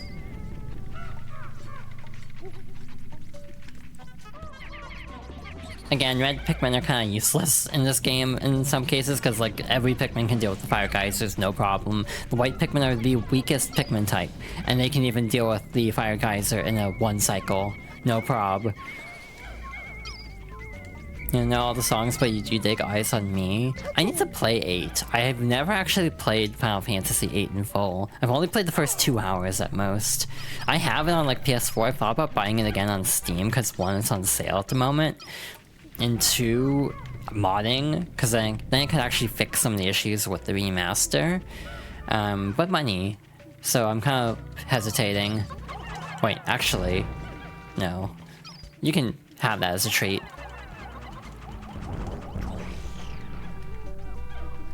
Like 5, 8, 15, 16 are the offline ones I haven't played yet. Again, I'm not counting 11, I don't want to subject myself to a 2003 MMO. That does not sound like my idea of a good time. And 16 is just kind of a little too much for me, I think. A little grimdark for my liking. I don't know if grimdark is like the right word. I almost feel like grimdark is kind of like an overused way to describe things. But like what I mean by that is like, you know, it's trying to be Game of Thrones tonally, and that's like not my vibe, basically. It's extraordinarily not my vibe.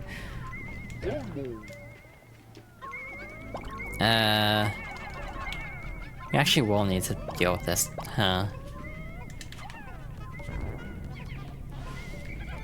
But I do like Chill aesthetically, and I do like Clive aesthetically, even though I don't swing that way. I do think he's a very compelling character from the little bits I've seen. Why is the camera spinning? Game, please. That was not me controlling the camera there. I will fully state. Also, by the way, sometimes the Pikmin will actually clip a poison geyser and die from it. So like, sometimes you really have to be on the ball with like making sure Pikmin aren't getting themselves into trouble. They're 99.1% of your bisexual. They are 99% to 1% bisexual agenda. Interesting. My other issue with 16 is just how, like, most of the female characters don't feel like they get treated very well in that game, so that is ultimately my issue. Like, I just kind of wish Chill was in a better game. I wish Luna Freya was in a better game, for that matter. I wish... who's the one in 15? The Dragoon girl. I want to say Ariana, but then I'm like, wait a minute, I'm thinking of Queen Card. Because the weird way they say Ariana. Like, I literally can't remember that character's name. Your favorite's FF15? Interesting. Because, like, 15 is not the most well-liked game. It's very unfinished. It's a game I respect because they made the best of it, but I don't... RNA Highwind. Ah. Right. Gotcha. So it was actually semi-close, but again, my brain was definitely drifting to Queen Card again. Freya's rad. We love the big rat. Yeah, Freya's great. Again, Luna Freya and Freya both have in common that, God, I wish they got more screen time. Because, like, Freya just kind of gets sidelined after a bit, I feel. I feel like 9 is really bad with character balance. 9 is, like... This is a weird comparison, I swear it won't make sense. 9 is the Xenoblade 2 of Final Fantasy for me, where it is objectively got, like, really bad gameplay. Because 9's ATB charges so slow, sometimes enemies can straight up get, like, 2 turns in before you can do a single action, because the ATB is that broken in that game. I desperately want a remake to fix some of this. But, because like, there's been rumors ever since an NVIDIA GeForce leak from like 2018 or something, that there were plans to remake Final Fantasy IX, because every other game in that NVIDIA leak has happened. Tactics Ogre, Final Fantasy Tactics, Chrono Cross Remastered, all of those have happened. The only one that hasn't is Final Fantasy IX getting an actual remake. My ideal would be a Final Fantasy IX remake done by the Romancing Saga 2 remake devs. I think they also did Trials of Mana, but I'm not 100% sure on that. But that would be my dream scenario, 100%. But again, we just hit the anniversary of FF9 and there was like no news. Everyone thought this would be the time to announce it, but nope. That feels like a direct thing that'll be in like February of next year or something, not like anytime soon. But there are rumors I might be in trouble, which again, rumors are just... I like looking at gaming rumors just because I find it interesting. I don't put much faith in this at all. Like, I will look at them, but I will not be like, oh my god, I 100% believe that this thing is happening, because that is just a recipe for disaster. But people genuinely operate that way, and I don't understand how that's the case. Like, how do people function that way? It's just what I wonder sometimes when people are that, like, trusting of, like, random people on the internet. Oh, I hate this. I really hate this. My level of hate for this floor is gradually increasing as we get deeper into it. Like, what does the game even want me to do here? This is one of those floors where it's like, I don't even know where to start to, like, unpack a route for this. Well, that Pikmin's on fire.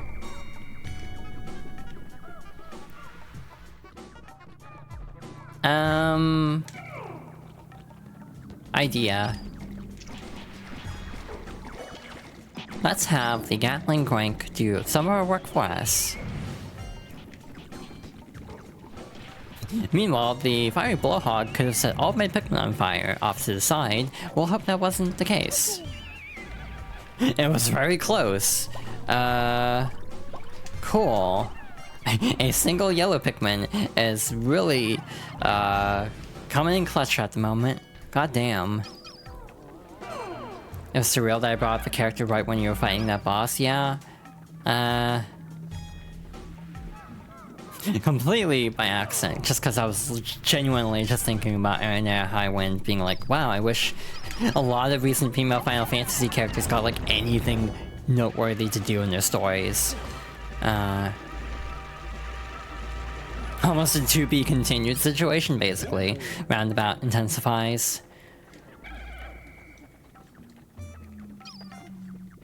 I say as I've never actually watched JoJo. It's definitely not my cup of tea. It is way too much for me, basically. Oh, the Gatling Groink is having a time over there.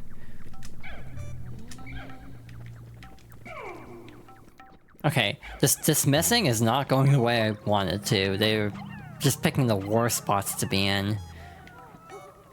Okay, so just gonna do this so I don't have to... Oh shit, the shield. I was just slightly not far off to the side enough to deal with the shield.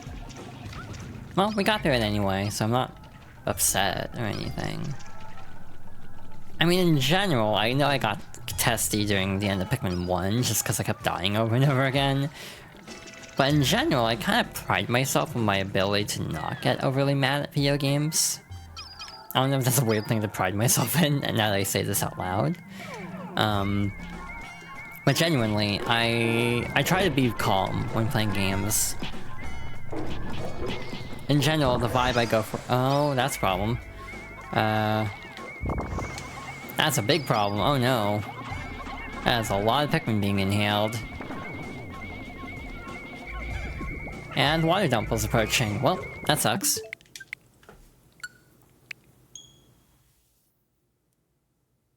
That was going okay. Yeah, in general, women don't have a great time in Final Fantasies. And that makes me sad, because there are a lot of cool women characters, but... a lot of them just don't get good stuff to do. I guess we'll copy it over. Again, hoping we didn't have any Pikmin glitch out of existence. This is a good run. This is under like 12 hours. This ain't bad for me. Again, I'm not a speedrunner by any means, but again, for my standards, this has been a pretty smooth run. Though the timer doesn't count all of the copious resetting we've been doing, so that is also a caveat that needs to be stated. Hi Dewankai, welcome on in. We are just making our way through the Dream Den. Claire's at FF14 in particular, yeah. I've heard a lot about like how women are handled in very specific expansions that will not say by name. But yeah, I've heard a lot of complaint about, yeah, very specific female characters just being treated really poorly. This is a weird-ass floor arrangement. Like, in terms of, like... Oh no, that's a problem. That's a big problem. This problem is getting worse all the time. Worse by the second. I'm just gonna back off, I think. Well, that sucked. But we lived, so I'll take it, I guess. There's a lot of enemies that could be a problem, so I'm gonna actually do the thing again, where I get the Gatling Groink to cooperate with us. Like with 13, it's like Fang and Lightning are super cool design-wise, but as characters, they're just... no one gets a lot to work with in 13. Like, 13 is my first Final Fantasy. I will go to bat for 13 as being overhated. However... I kind of feel like 13 does deserve a lot of the criticism it gets, but not even in the way that it gets criticism. By that I mean, I think it deserves criticism for its character portrayals, and not just hee hallway sim. Like, the hallway complaints about 13 are kind of like overdone, I think, especially given that like Final Fantasy X is also a hallway, to be honest, but that sucks. Well, this really sucks. Oh, all my good luck seems to have gone out the window.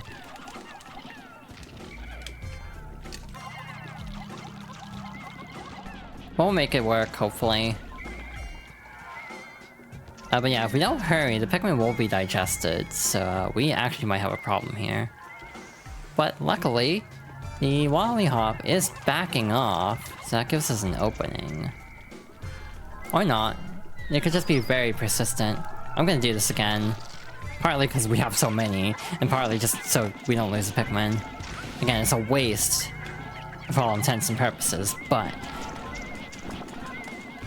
given, you know, we have so much, we can afford to do that. Now, this is the one that actually has the treasure. I have no clue what direction they'll take this treasure in. That's the other thing that's scaring me at the moment. Like, they could just go straight through the most hazardous path they can find. Because that's how Pikmin operates sometimes. Yeah, I think the camera's trying to align with the cursor, like, angle, which is causing it to just rotate at very inopportune times. Which FF setting would be the least chaotic to live in as a regular person? None of them, probably. I mean, it depends, I guess. Like... yeah, no, the camera's driving me bonkers a little bit in this particular cavern. I don't know why it's acting up so much. It's not drift or anything. It's just trying to adjust, and it's doing a bad job of it. Oh, is this the one that's actually sealed up? Because this one can be very annoying if you're actually doing an all-yellow run of this cavern for the final boss. Because then how do you get the Pikmin to the actual exit to break it open? Nope, this one's actually open, so yeah, you don't have to worry about that. That's the Hole of Heroes. Okay, I'm actually genuinely wondering if my controller's drifting. Because here's the thing, this controller is 8 years old. I got this like right after the launch of the console, and I've had it this whole time. So hypothetically speaking, if this was drifting, that's like a good-ass run with the Pro Controller. Because a lot of people go through so many of these, and so like, if that is the case, I mean, I got my money's worth out of this controller. But yeah, it is just like randomly spinning. So yeah, that might actually just straight up be like Pro Controller analog drift. I might have to just emergency swap the Joy-Cons for this playthrough. Or I could try to use the actual original camera system to compensate. You know, like, I've played so much Splatoon on this Pro Controller, I've played so much Mario Kart on this controller, you know. If it's drifting, one, I'll try to clean it out, because Pro Controllers are actually really easy to clean out, unlike the Pro Controller 2, unfortunately. Because they actually made it way harder to get inside, which is infuriating as someone who actually does enjoy being able to take apart the Pro Controller 1 as easily as I do. Oh no, that's a problem too. Because swarming is also right stick.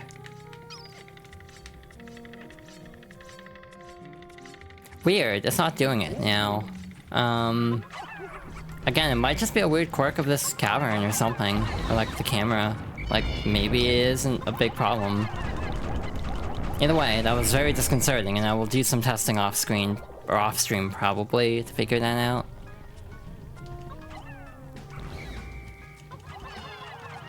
Oh, this sucks as a level layout, or enemy layout more so. Because the level layout's not bad, it's just your enemy arrangement that's kind of like, this is peculiar.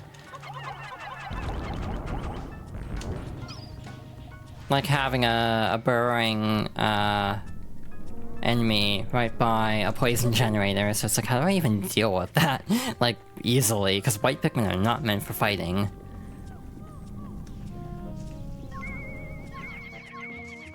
This one is sealed up, so that can actually be a problem if you're trying to just beeline it to the exit. Like, trying to get to the end. Actually, no, there's a way to do this. It's kind of silly. This'll work.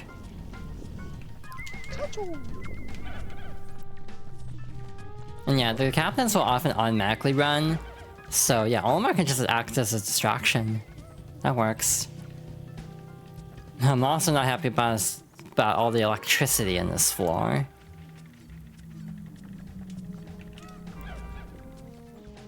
Yellow Pikmin.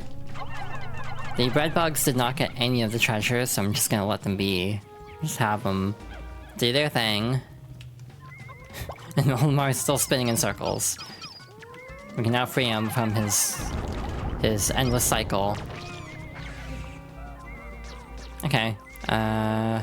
Oh, that's awkward. There's a ball bear where we need to actually go.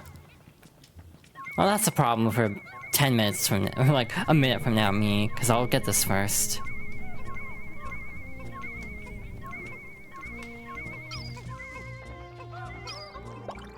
Genuinely trying to figure out why the camera is spinning, because again, I don't think it's actually drift. It doesn't quite feel like drift, if that makes sense. I've had this controller drift once before, but I cleaned it out and it was enough to make it go on, and that was like years ago. So like, this one's been going strong for a very long time. Yeah, how the hell do I deal with the bull bear without losing Pikmin? Unless I can stun it from down here, and then toss Pikmin up to it. Oh my god, I did it. By accident. Well, actually... Hell yeah, that works. Problem solved.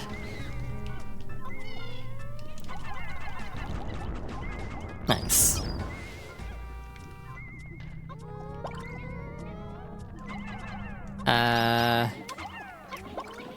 We love troubleshooting on the fly.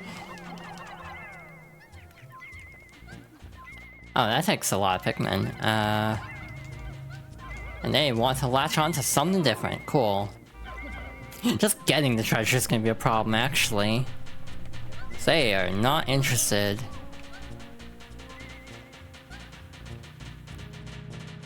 Right. Might as well break this open at least. And we'll figure out how to get this.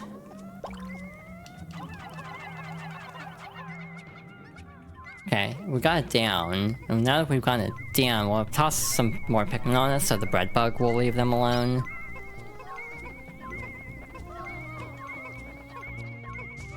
And now ads are about to start, so we're gonna pause and hopefully finish up the game. And the ad break should be finishing up, so hi. I don't feel like I've ever listened to this song very closely. It's also a long song given how short the actual level is. It's like, damn, I never knew there was like horns in this song. Why is this a 4-minute song? The level's not even that long. It's like a Guilty Gear moment. I'm like, why is this like way exceeding the length of actually being able to hear this song? Anyway, hello.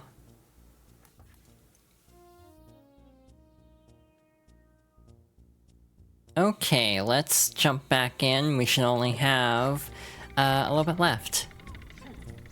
This actually, that's not even like 30 seconds. Yeah, I do enjoy Sonic Colors quite a bit, but I definitely feel like that's a choice to have the songs be as long as they are in some cases. It's a good soundtrack though. I really do enjoy that music. Boston. Interesting. I'm gonna ditch all the Pikmin. I don't want to maneuver them through all this. Yeah, something's going on, because this is definitely acting up again. We'll get to the bottom of it, like, between streams. I actually have another Pro Controller I can use. It's still boxed. It was on sale at, like, a Best Buy or something years ago. So, because I really love the Switch Pro Controller, I picked up a second one. Never opened it, because my original is still going strong. So, if this one is drifting now, and I can't clean it to the point where it starts working again, I am still set. So yeah. And again, these still work on Switch too. They can't wake up the Switch from sleep mode, which is kind of annoying. Beyond that, they still work totally fine. They also don't have like the back buttons and all the fancy features. See, one thing I'm trying is holding L, which is the swarm button, to see if like I'll start randomly swarming. Because if I'm not just randomly swarming, then it's not the stick. Yeah, I don't know what the problem is. The Switch 2 Pro Controller might have better gyro also, but I don't want to spend $80. No, like $90. Also based on teardowns, it actually uses potentiometers that are closer to what Joy-Cons use, so like, slight nervousness around actually having a controller that expensive be that prone to drift. But the other big problem is just not being able to clean it very easily, because you have to like take off the faceplate, which is actually glued in. It's not like clipped on or anything. So it's like you basically have to like destroy the controller to get inside of it, which is like, it's designed to be very airtight, like no screws visible, which is an aesthetic, but it's not a choice I particularly like because it makes serviceability extremely obnoxious. It's like the Apple design of like, oh, let's just make it so the screws aren't visible, but then it just makes it way harder to actually fix if something goes wrong.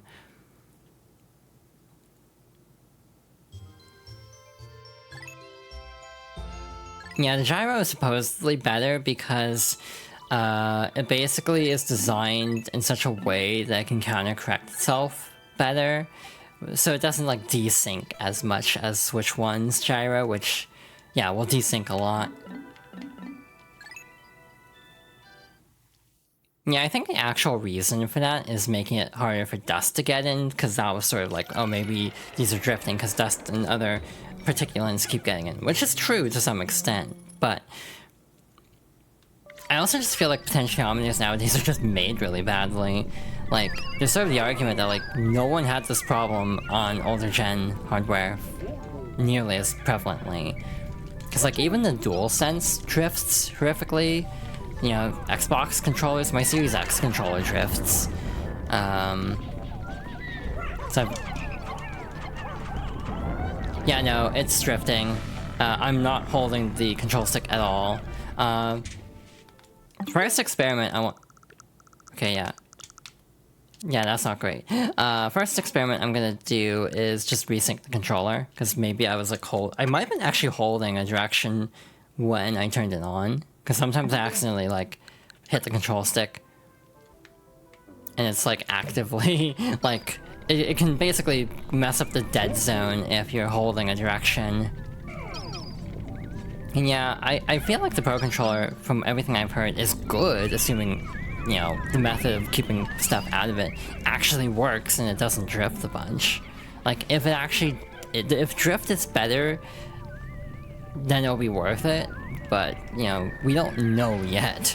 And the unknowns of it mean everyone's just very skeptical that drift will be any better.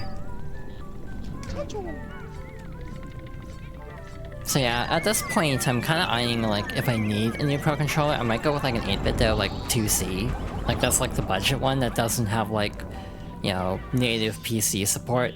It's just, there's a PC version and there's a Switch version, but, like, they're separate, unlike the normal, like, Ultimate that has, like, both built in. So that's kind of the controller I've been eyeing a little bit at the moment. Just because if I like the Pro Controller vibe, but obviously you have a lot of pros and cons, pun intended. Yeah, I think it is genuinely drifting. So again, I'll try to take it apart, you know, after stream and see if I can clean it out a bit. I've done this like before. Like every so often I'll just clean this controller. And I mean, it seems to have worked out pretty okay, because again, the amount of times I've actually had issues with drift on this controller are like few and far between. Like, only one other time I can think of where I had this problem, and again, just cleaning it out actually made it work reliably from that point on for like a year. Like for years at that point, because it had been a bit since I experienced drift there. I think that was the first time I actually tried cleaning out the Pro Controller, so yeah, it would have been like probably like 4 or 5 years ago at this point, and it was just kind of on a hunch of like, I wonder if cleaning it will help.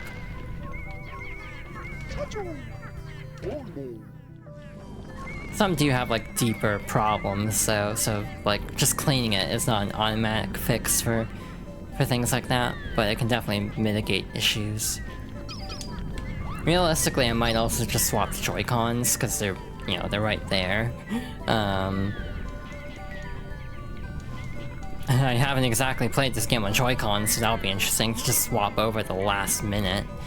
You know, 11th hour and having to do another playthrough. But yeah, I also just played a crap ton of Splatoon this week because of the Splatfest, which by the way, I actually was on the winning team for once in my life. It's not very often that I'm actually on the winning team.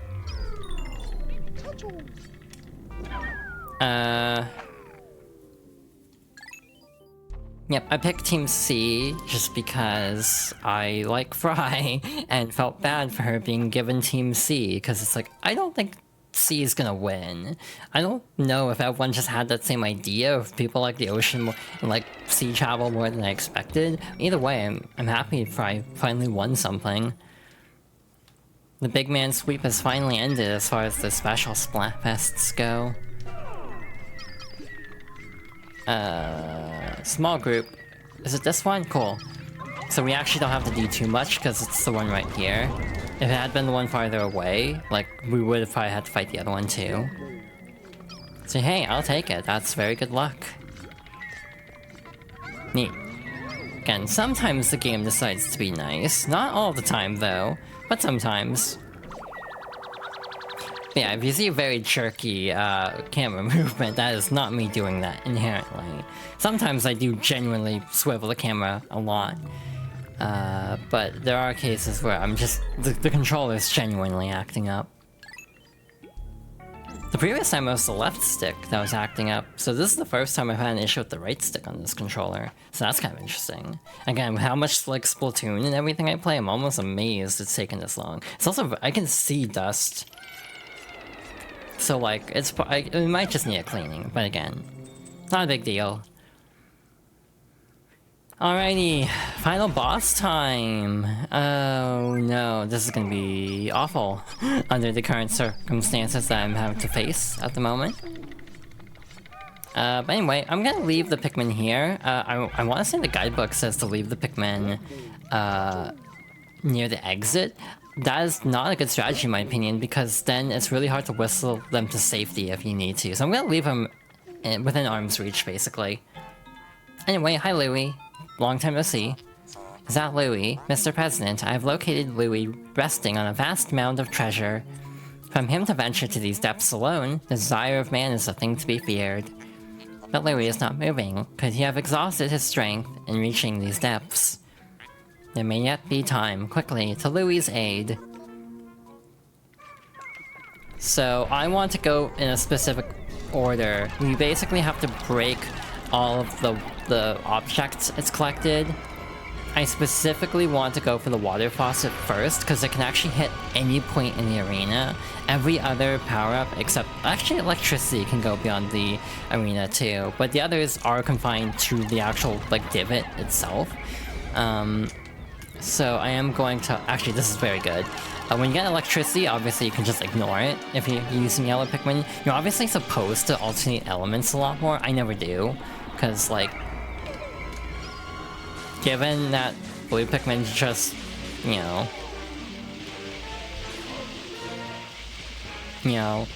You don't really need to use other Pikmin types. I just use yellows because it's the most efficient from the perspective of just being able to reach things, and also given electricity, you can just ignore the electricity, which happens to be one of the worst hazards in this fight. You can't believe Louis got a Dommy Mommy Spider Chef before you did? Oh my god. See, my issue is I don't like spiders. Some I'm okay with, but not all. Well, we got the water faucet, or the water cannon, essentially. So again, that's the most scary one to try to deal with. Also, my whole thing about leaving the Pikmin up on this little ridge, I don't need to actually worry about that anymore for a bit, because nothing should be able to reach them. How would that water drown the Pikmin? Basically, they just get stuck in a water bubble, they get trapped in a water bubble around them, basically. You can't attack while it's actually holding it down, which is obviously kind of difficult. You have to like line it up properly, and again, you would want it to be the right element. But beyond that, again, this fight isn't actually that bad. As a kid, I struggled, because again, I would leave the Pikmin by the exit, and they get picked off by the water cannon. So it's like, yeah, no, just keep the Pikmin with you. It's way more efficient, I think is the takeaway. So 2 down, which is great. So again, I think the point is you're supposed to alternate. Also, why would you alternate if, like, yellow Pikmin are doing just a fine and dandy job as is? Like, I don't know why you would. I just want to see how this works, to be honest. I don't know if that actually is helpful to use a bitter spray on this fight. This is dumb. Did I actually get all the yellow Pikmin on there? Wow, that was actually perfect. Hell yeah. That was really stupid of me to have done, but I got away with it, so it's all good. Now, again, I know I was just talking about, like, you really don't need to use other Pikmin types here. I'm just gonna use red Pikmin for safety. Again, you really don't need to worry about this though, usually. Yeah, sometimes the best offense is best defense is a good offense. The only problem with the red Pikmin is they have a hard time reaching. They don't get thrown as high. Also, this will stun captains, but it doesn't actually really deal damage. Like, my health isn't going down, even though it is visibly causing them to recoil a bit. What happens if I do this? Oh my god, the flame stays. Oh. Well, that's kind of awkward. The flame effect is really cool though, the way it's like distorting everything. I'm sure the bitrate's having a great time with it. But yeah, I think this game looks really good for its age. Like, it still looks really pretty. Alright, ow. Owie. Again, I'm just using red Pikmin to get through this phase a little bit faster. And now, with all of its stuff gone, is completely vulnerable. Hypothetically, we could just take everything back. We don't even need to, like, fight it. If we could just leave Louie if we want to. Like, we could just get all the treasure and just say bye, but obviously we wouldn't beat the game that way. So unfortunately, we do have to actually collect Louie.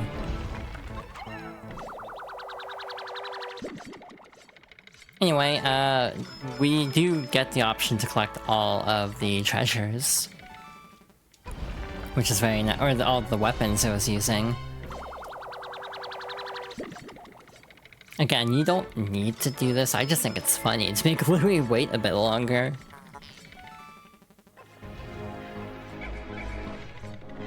This is gonna take a bit, so let's swerve back over here. I assume if you actually leave the cavern and come back, Louie will still be on top of the Titaned Weevil. But you wouldn't actually... What am I trying to say? you wouldn't need to do the first part of the fight. You could cut straight to the second part of the fight. In theory, if you just, like, leave right now. I don't know why you'd want to do that. Again, the other recommended strategy a lot that I see is to just leave. At this point, use the geyser at the end. Come back with, like, 50 yellow Pikmin, 50 blue Pikmin. No Pikmin are at risk compared to having a completely, you know, evenly divided squad like we currently do. So yeah, that is actually a recommendation I see from time to time.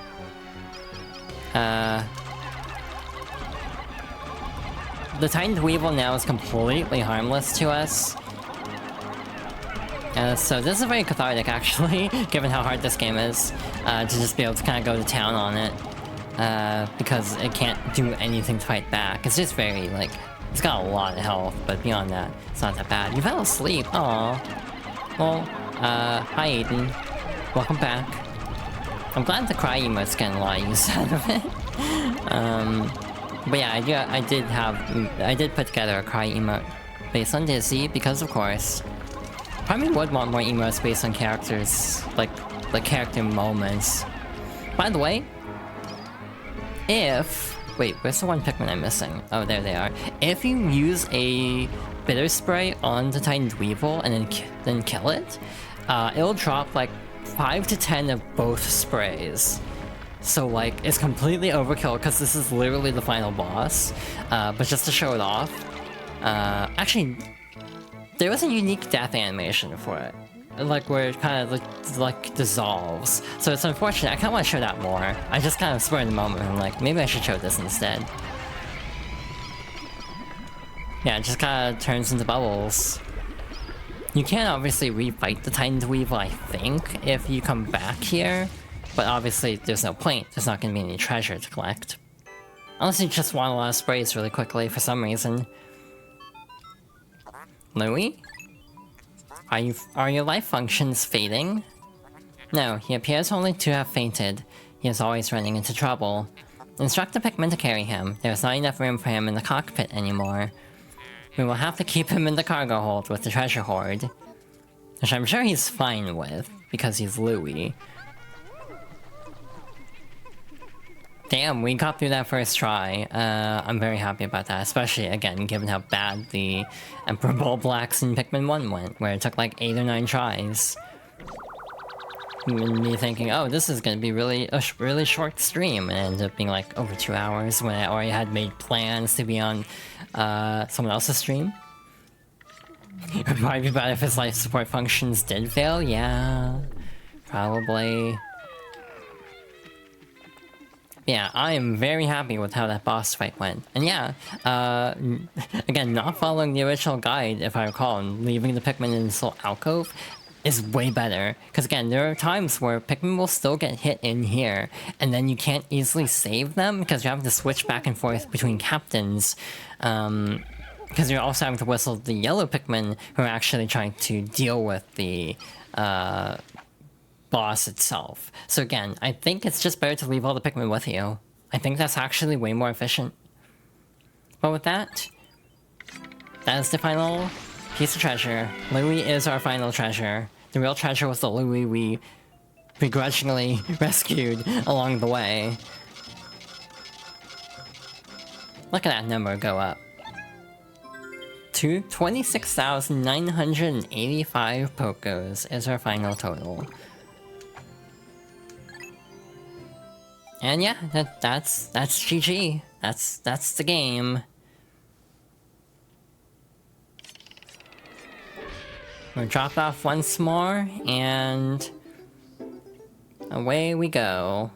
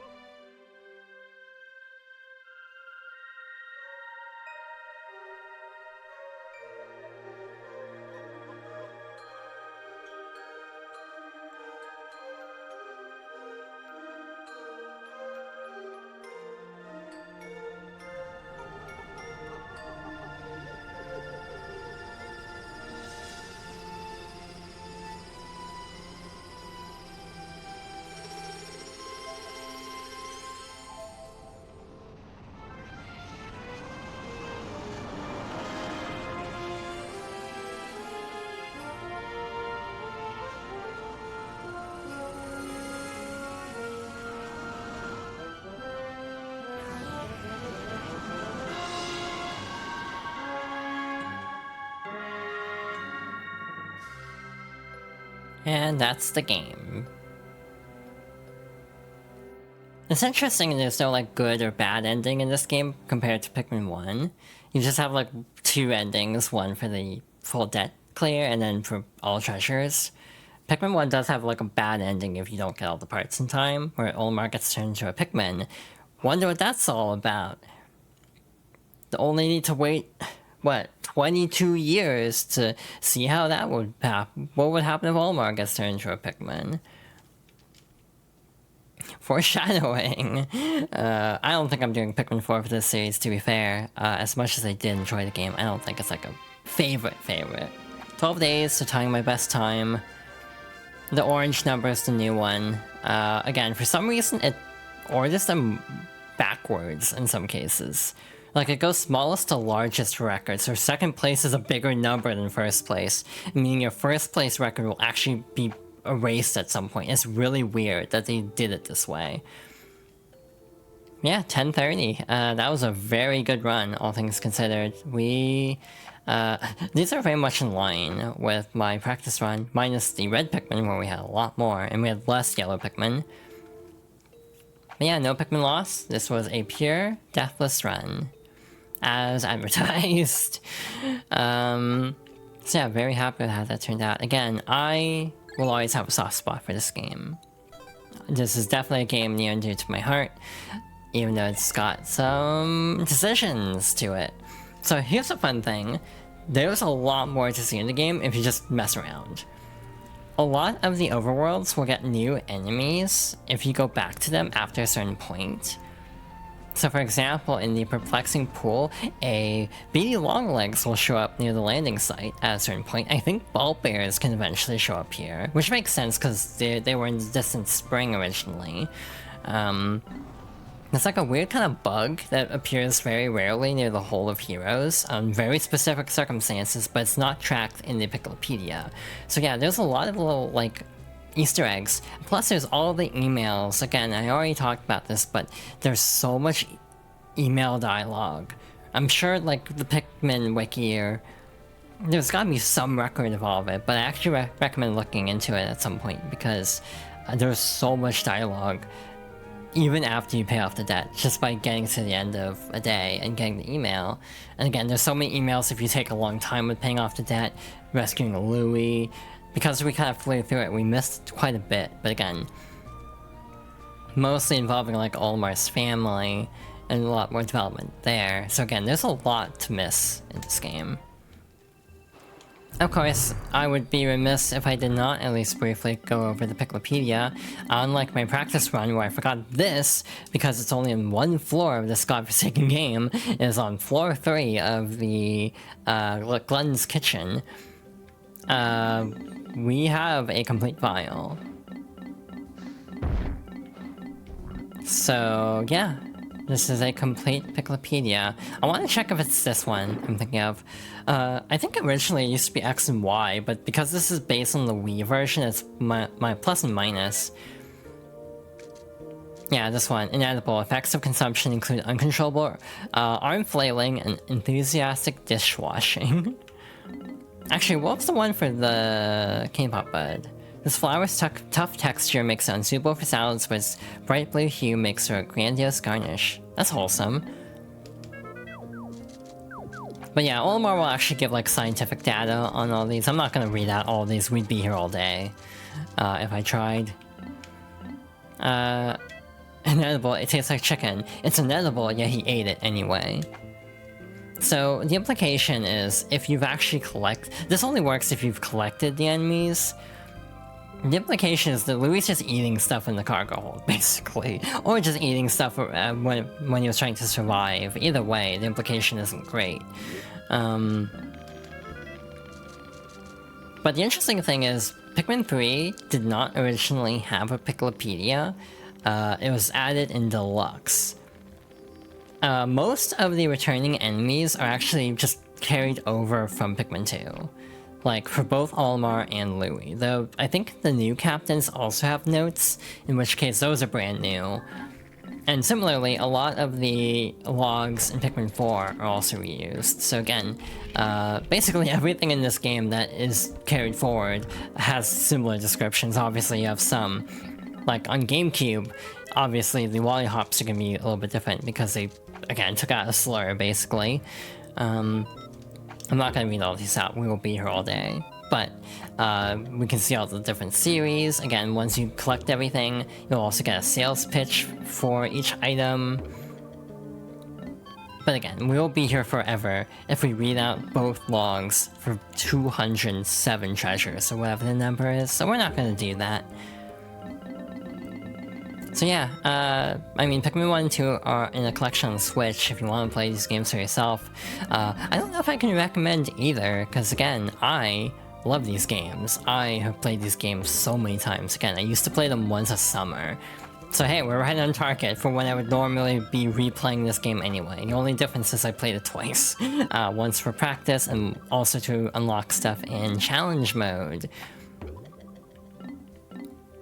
A new employee of Hokotati Freight, Louis, is often silent. Nobody knows what thoughts lurk in his mind. He appears to operate in the same wavelength as insects, often with dangerous results. After he was kidnapped, he somehow managed to hijack a colossal insect's brain. Why is there a sales pitch for Louis? So somehow he survived a horrific ordeal with a freakishly large weapon-wielding Titan Dweevil. I entered the hole with an army of ferocious Pikmin, grimly determined to save Louis from the Titan Dweevil, but it seems that he was perfectly fine all along. I can't understand how he managed to avoid being eaten. He's always had an unusually close connection with insects. I know he loves to cook them. Maybe he wasn't kidnapped after all. Could he have been controlling that beast all along? No, that's craziness, although he does insist now that we address him by his proper title, the King of Bugs. Again, I feel like this is a payoff that would not even be resolved for another 19 years from this game. And again, even that game's weird, because Pikmin 4 is like disconnected lore-wise from 1 and 2, but carrying certain characters and themes forward. It's basically a reboot. Pikmin 4 is the Mario Galaxy 2 to Mario Galaxy 1, is the way I describe it. So it's really weird, but it also still builds on a lot of the established lore. Like stuff about Olimar's family, stuff about the families of the characters from 3. Like, it's a weird, like, reboot. And I don't know why they rebooted it, instead of just making a sequel, other than trying to, like, retroactively, like, tidy up some of the lore, maybe? But again, I have no clue what the logic was for Pikmin 4. I love the game still, but again, it's very confusing. But yeah, I really love Pikmin as a series. We'll be playing more Pikmin in the future, probably. I definitely will want to get around to 3 at some point. Who's Don Bergman? Oh, right. Oh, that's been a bit. Like 2 years since I played 4. Although the meat is a bit on the metallic side, the oil makes a mouth-watering. Why are you drinking motor oils? Gravy, Louis. What the hell? Inedible, known to cause mass hysteria followed by leg spasms and internal thunderings, but also all that is known about this creature stems from a few sightings deep in the ground. All reported sightings feature the same core set of details. Giant vicious form with a clear hazy sheen not unlike hard candy. One theory holds that it may be the ectoplasmic incarnation of a kind of psychic phenomenon. But as is usually the case with such theories, it is very difficult to prove. All witnesses report being suddenly overcome with fear upon sighting the creature, approaching a state of panic and near insanity. In fact, every report contains an inordinate amount of extremely vague details, which has led to suspicions that exhaustion and fear have caused some simple natural phenomenon to be viewed as a living creature. Is Louis supposed to be such a menace? Absolutely. He's kind of like the goofy, like, side character who ends up actually causing a lot of the problems, and it's kind of, like, left vague on if he's doing it on purpose or not.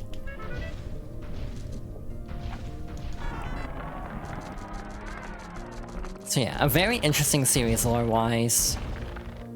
And again, there are implications in Pikmin 3 about, like, a force pulling people to the planet, essentially. But again, that's not entirely elaborated on because they just immediately skipped ahead. we'll talk about that in the future probably, because again, Pikmin 3 is on the docket, though, if I check my spreadsheet, it's not gonna be for a while. Really quickly also, back to title. Let's see, this was Fox Girls Favorites number 12. Pikmin 3 Deluxe on my current spreadsheet, if it stays the way it is, will be number 36. So, if I get to Pikmin 2, or Pikmin 3, it'll be a while. There's a 2-player mode, where you, like, try to get the most treasure, I think.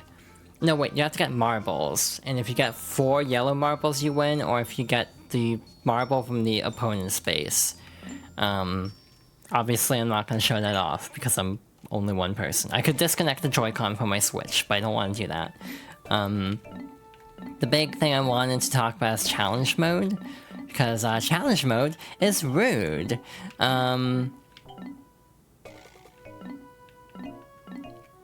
So, just to demonstrate, I think it's this one. If it's not this one, it's fine. It's this one. So, just to give an example of why challenge mode is stupid in this game. I don't know if it's affectionate or derogatory, or just kind of neutral. But this is a floor where the goal in challenge mode is to find a key. But sometimes they just give you complete bullshit to deal with. So for example, in this particular challenge stage, you have 90 seconds to basically figure out which of a set of ball bears has a treasure.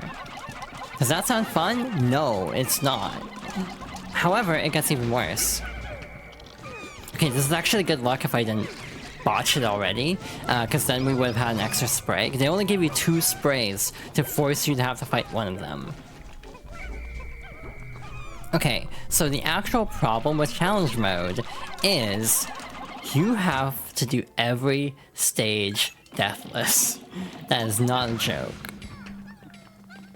So yeah, the goal is to find the key. That will make either the hole to the next floor or the geyser appear. You will have to break open the geyser, so that wastes even more time.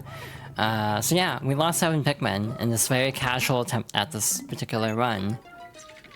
We're just gonna give up, because I don't feel that strongly about actually showing all these on stream. I did not want to commit to this on stream, especially deathless, because I would definitely not have a good time. So, by doing everything deathless in challenge mode, again, not every floor is that level of BS. Some of them are though, especially deathless. However, your reward for beating every stage deathless is Louis' Dark Secret.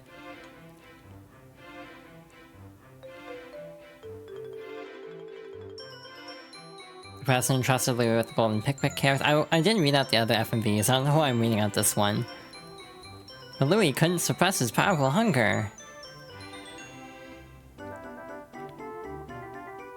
He ate every last one. And straight back. Then he falsified his report to the president, which led to the Hokotate freight accruing an insurmountable debt. So the entire game is Louis' fault. This entire... and he's just like, don't tell anybody. Which is like, very funny to be streaming this. Now everybody knows. So yeah, Louis is basically the source of all problems in the series, directly or indirectly, who can say? Like, maybe there's some kind of pull to this planet, and thus he wanted an excuse to go back to the... like, an excuse to go to the planet himself, or something like that. That's getting into, like, conspiracy theory territory about Pikmin of all series. But it's true, like... And again, even though it's a reboot, I don't think Pikmin 4 exactly does any favors for Louis in terms of, like, not being extremely sus as a character. Yeah, that's Pikmin 2. Again, I enjoy this game a lot. It's a hard one to recommend, but it's a game that's gotten me through some rough times. Including today. Not gonna elaborate on that, but yeah. This is just a game I can very consistently and reliably go back to and have a decent time with.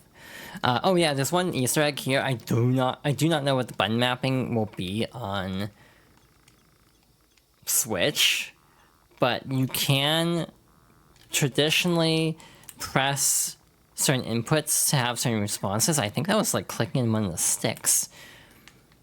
But in theory, you should be able to actually control the bulb orb. I do not remember how to activate that. You can also make like a glint beetle or a flint beetle appear. Yeah, there should be a way to actually control it, but I don't remember what the input to actually take control of that is. Again, being on the Switch version, I don't know what the inputs are. You can also just press different buttons, cause the Pikmin to like disperse and reform the logo in different patterns. So yeah, I think this game has a lot of charm. It's also really bullshit at times, so it's just a very acquired taste kind of game. It's still a game I hold near and dear to my heart, no matter how objectively not good parts of this game can be. How objectively difficult, overly difficult it is, especially compared to Pikmin 1. But yeah, it's a game I will always treasure, pun intended.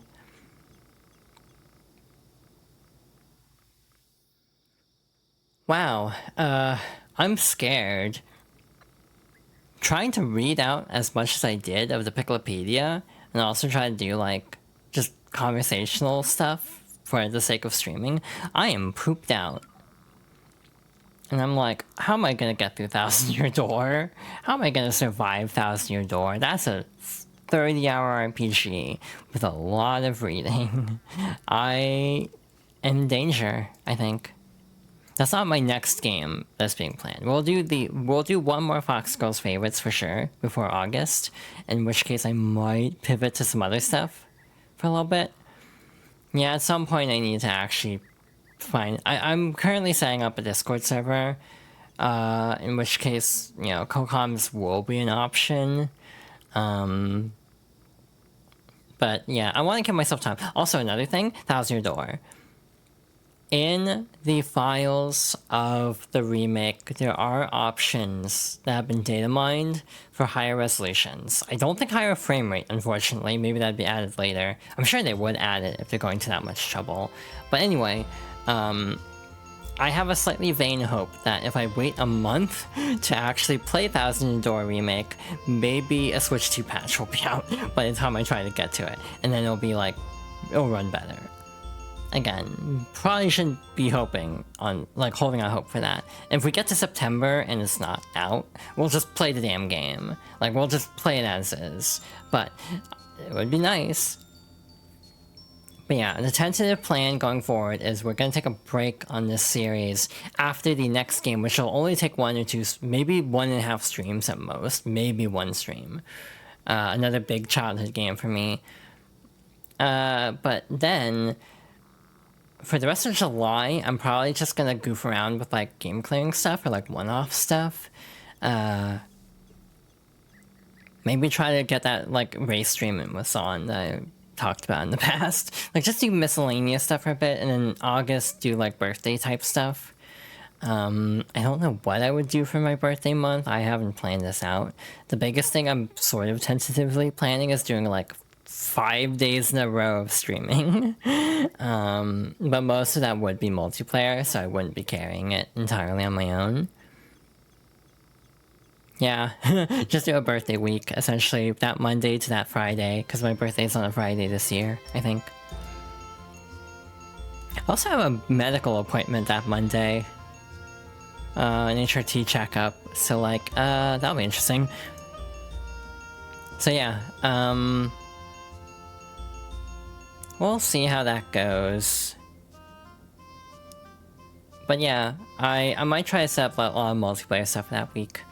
Again, I have an idea to do like a full playthrough of Mario Kart 8 Deluxe, all 96 tracks, hopefully in one stream, at 200cc. It might be 2 streams for my health. In which case, we'd probably just switch the world and do multiplayer for a bit. But, basically, like, a special donation kind of stream where, like, for every, like, I don't know what the pricing would be. That's the biggest issue I need to talk to friends about. For, for like every like $5 or something, I have to use tilt controls for a race or something like that. Like just force me to like play the game a certain way. And just like do kind of like basically like a donation thing for my birthday week. That's kind of my like tentative idea. The other idea I had was like a Korok donathon or subathon, where like for every sub, I have to like drop everything I'm doing and get a Korok. Or just discard my inventory. That's another option. Like if I price it high enough, like what if I just have like, oh, if someone gives me $50, I have to like drop every weapon I have. That'd be a lot more doable in Breath of the Wild than Tears of the Kingdom, because at least you have bombs in Breath of the Wild. In Tears of the Kingdom, you really wouldn't have much to work with.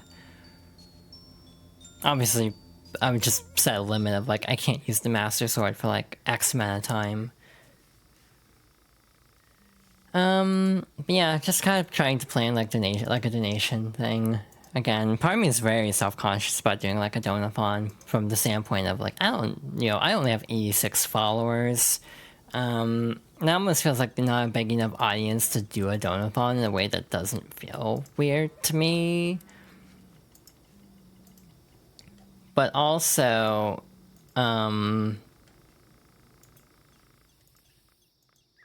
like, the fear that it wouldn't even be very successful at the current success level I'm at.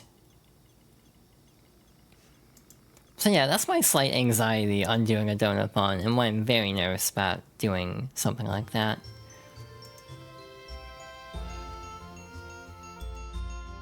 Again, probably overthinking.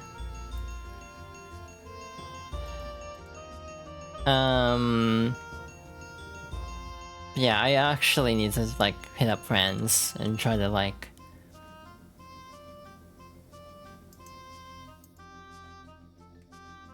make plans to do certain stream types, like do more collab stuff, and also just set things up to just have co-coms anyway for like future game clearing kind of streams. Because like in games that I've never played before, I can either have people who do know the game and they can help me through it, or I could just have people to just shoot the breeze with. And that might actually help me with certain games, if I can actually just like have someone else to hang out with and help carry conversation with. So that is something I'm considering.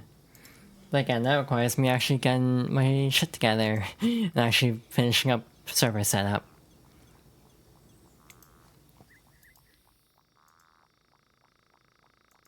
It's at a time when you can be available. Yeah.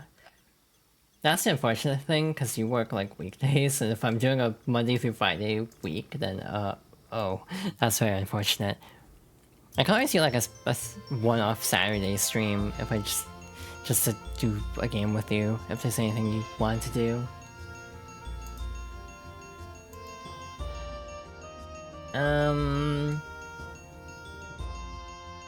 I am fading, I think. I am very EP. By EP I mean tired, and by tired I mean exhausted.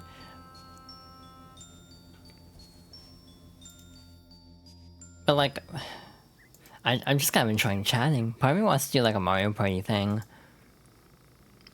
I'm not sure if I'm getting the Jamboree update, just because, like, the paid Jamboree update, because it's like, it doesn't feel like it adds enough for $20.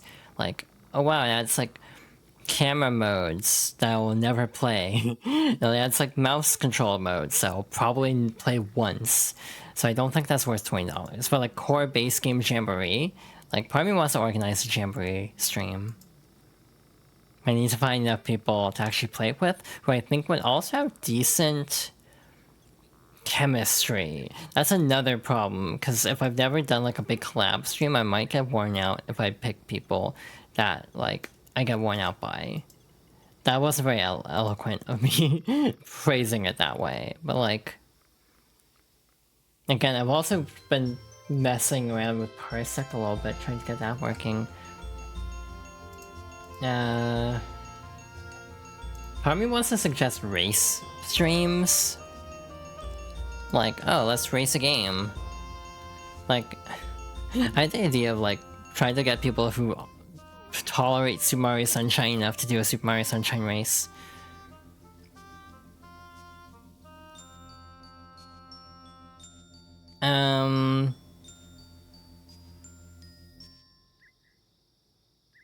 A lot of games would be a little long, so I would worry about doing like a galaxy race just because I'd be way past my normal stream length.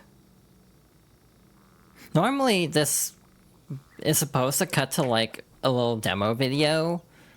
I think they got rid of them for this version because of like needing to re-render them. I don't know if they're in the Wii version. I'd have to double check. But almost like, you know, archipelagos I think would be fun. Like, just a lot of things I think would actually be really fun to pull off.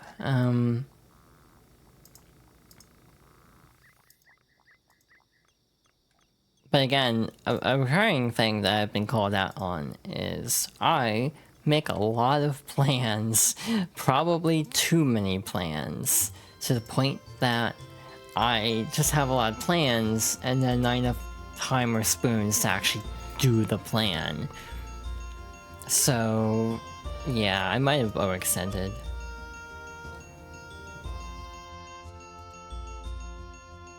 Just asking, yeah, that's true. But like, I'm bad at DMing people.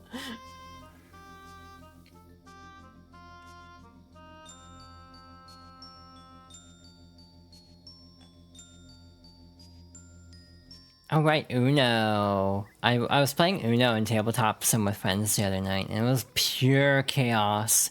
It was complete chaos, and I kind of want to try to organize like a tabletop Uno night.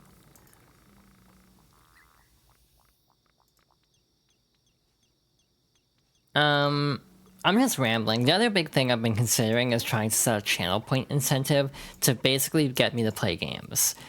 Two reasons. One, to see what other games people like, because it's kind of fun getting to see a taste of what other people like. Two, force me to play my goddamn backlog. Like, just kind of have a bunch of games for people to suggest and be like, oh, for like 100k channel points, I play this game for a stream, kind of a thing. But the biggest issue with that is pricing. Like, trying to figure out how to price that in a way that, like, it doesn't overtake the stream too badly to the point where it's like... Like, Star has specific points where she'll roll for a sub-choice, which means there's no issue of, like, crowding out a schedule. But yeah, by doing it through channel points, it'd be a little much. But I can't really do... like... I don't think I can do like a sub-choice, because it'd be like 2 people at the moment. Yeah, the sub-choice would be between 2 people. That can all be figured out for sure. I'll chat with y'all later, potentially. Again, I have a server made, I just don't know if I want to link it yet, because it's like, it is not finished. And it does make me ever so slightly nervous to try to open a Discord of sorts when it's very not finalized.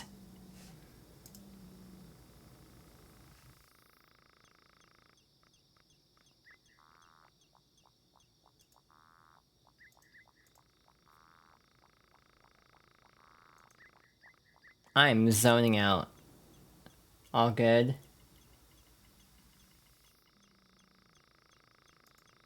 Yeah, I haven't even put rules up. Like, everything is basically in order, except there's no, like, rules. You need to actually give channels, like, descriptions.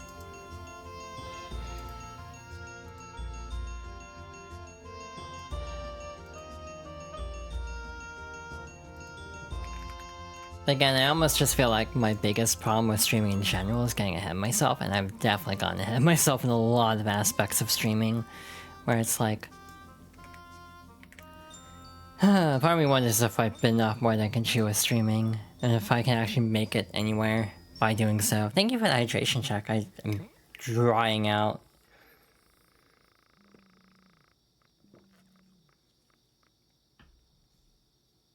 You're doing great? Oh, thank you. Yeah, it's been an anxiety kind of day, so it was nice to just kind of chill with Pikmin for a little bit.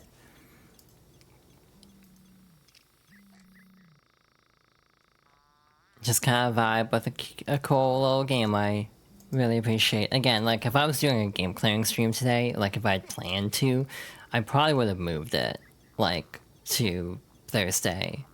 I've also thought about moving it back to Wednesday. Not this week, because it's like 100 degrees on Wednesday. But just because of, like, you know, Ace Attorney with Star. I mean, Ace Attorney on Star stream. It's like, if I do a stream on Thursday, I'm kind of running up against that. And I've missed the last 2 streams just because I had prior commitments. So, part of me kind of wants to get in on that.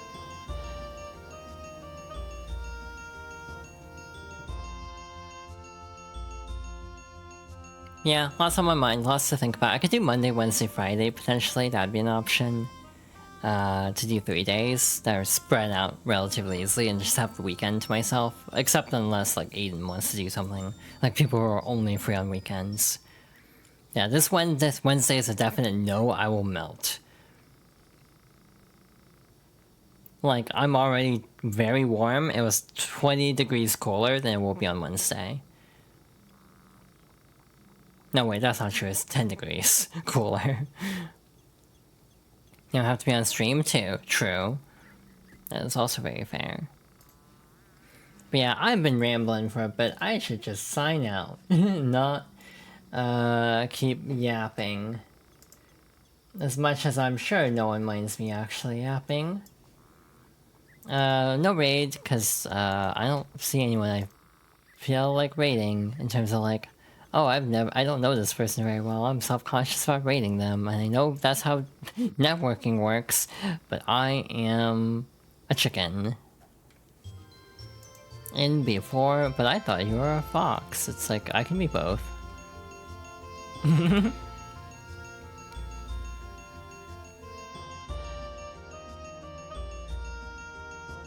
And either that or people are playing games that I don't want spoilers on. That's the other problem.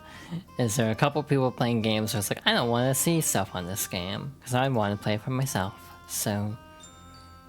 Hi, real quick, if you enjoyed the stream, you can follow for notifications when I go live in the future. I also have 2 YouTube channels for edited Let's Play style versions of streams. Presumably original content someday, but I haven't gone to that point yet. And also a VOD channel for, and you guessed it, full streams. Currently on the main channel, the Mario Sunshine playthrough I think is about to go up. I also have a Blue Sky, where I repost a lot of art and other topics I don't want to get into on Twitch. And also, I occasionally will post when I go live or give other updates. And I do have a coffee, if you want to support the stream monetarily beyond just watching. All additional support is greatly appreciated, though it is completely optional, as is subscribing, bits, etc. And with that, I'm dying. Metaphorically. So I'm gonna go rest. Thank you all for watching. I hope you have a good rest of your day and a good week. Good night, everybody.